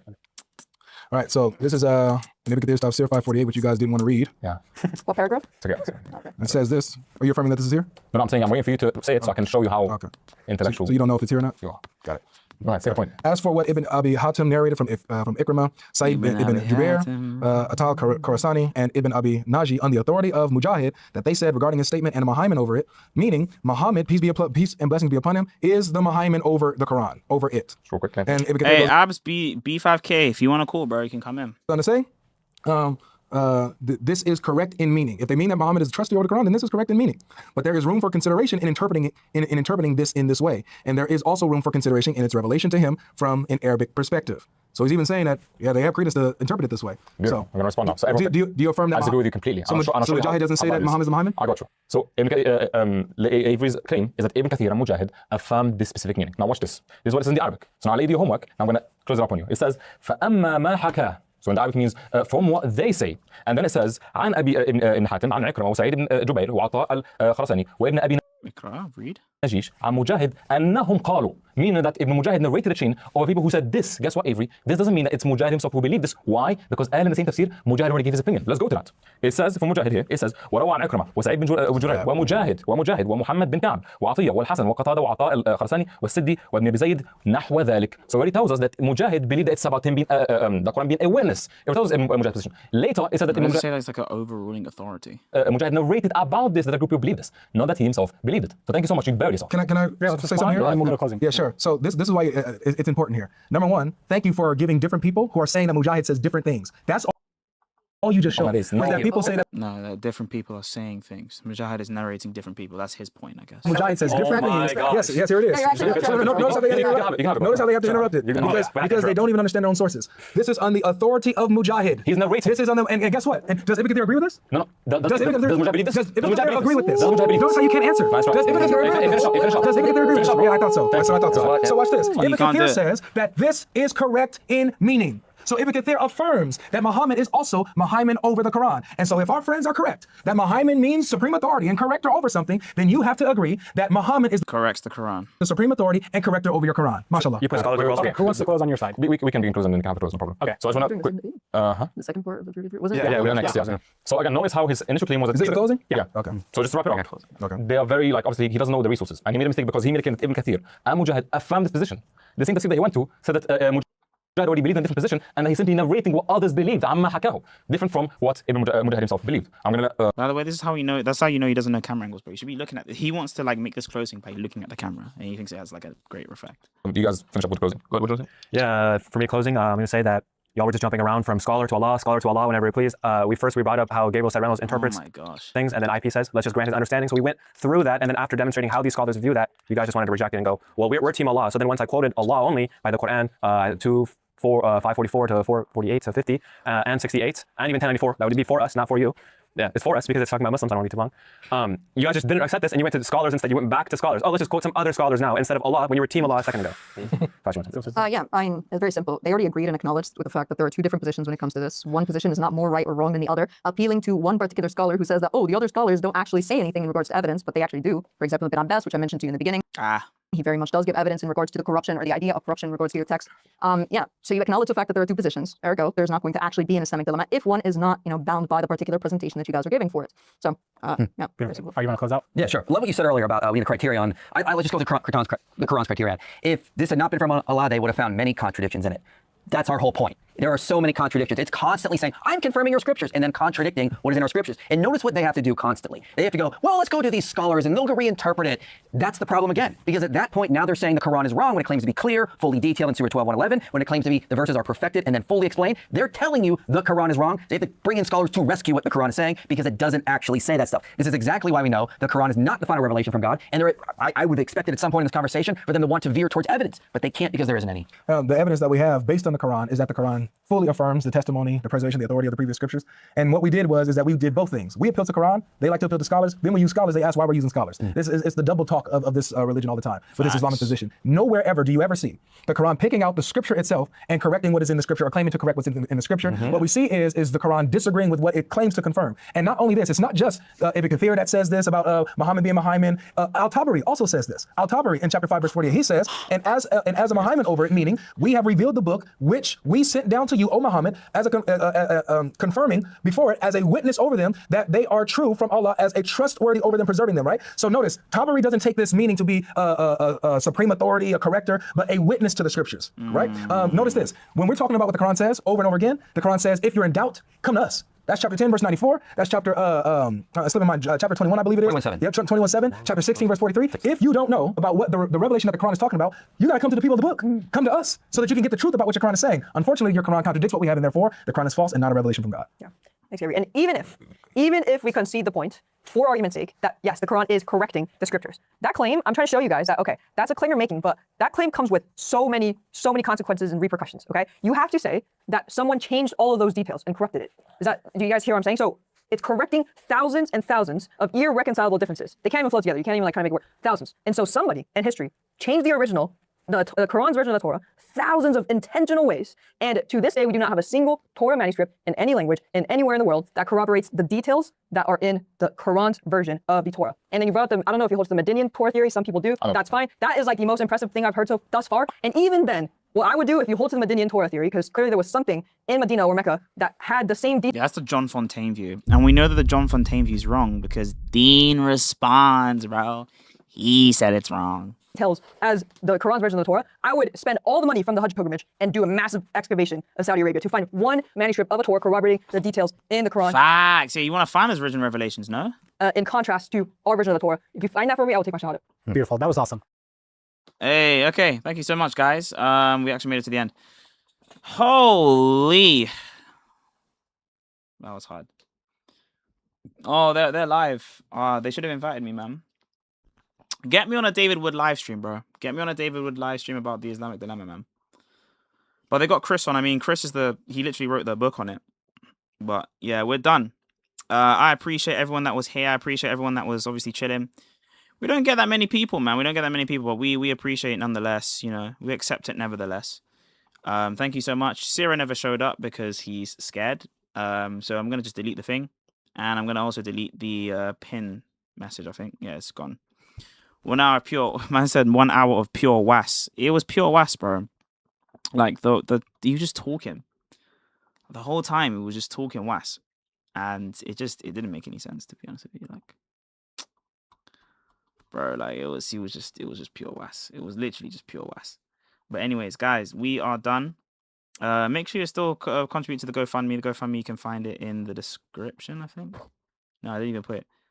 I'll probably put the description link somewhere. But anyways, that's signing out from us. I think I'm done here. I'm not sending you guys off to another live stream. I'm done. And yeah, we're gonna sign out. Take care, guys. We probably will see you tomorrow. All right. Take care, guys, and God keep us all.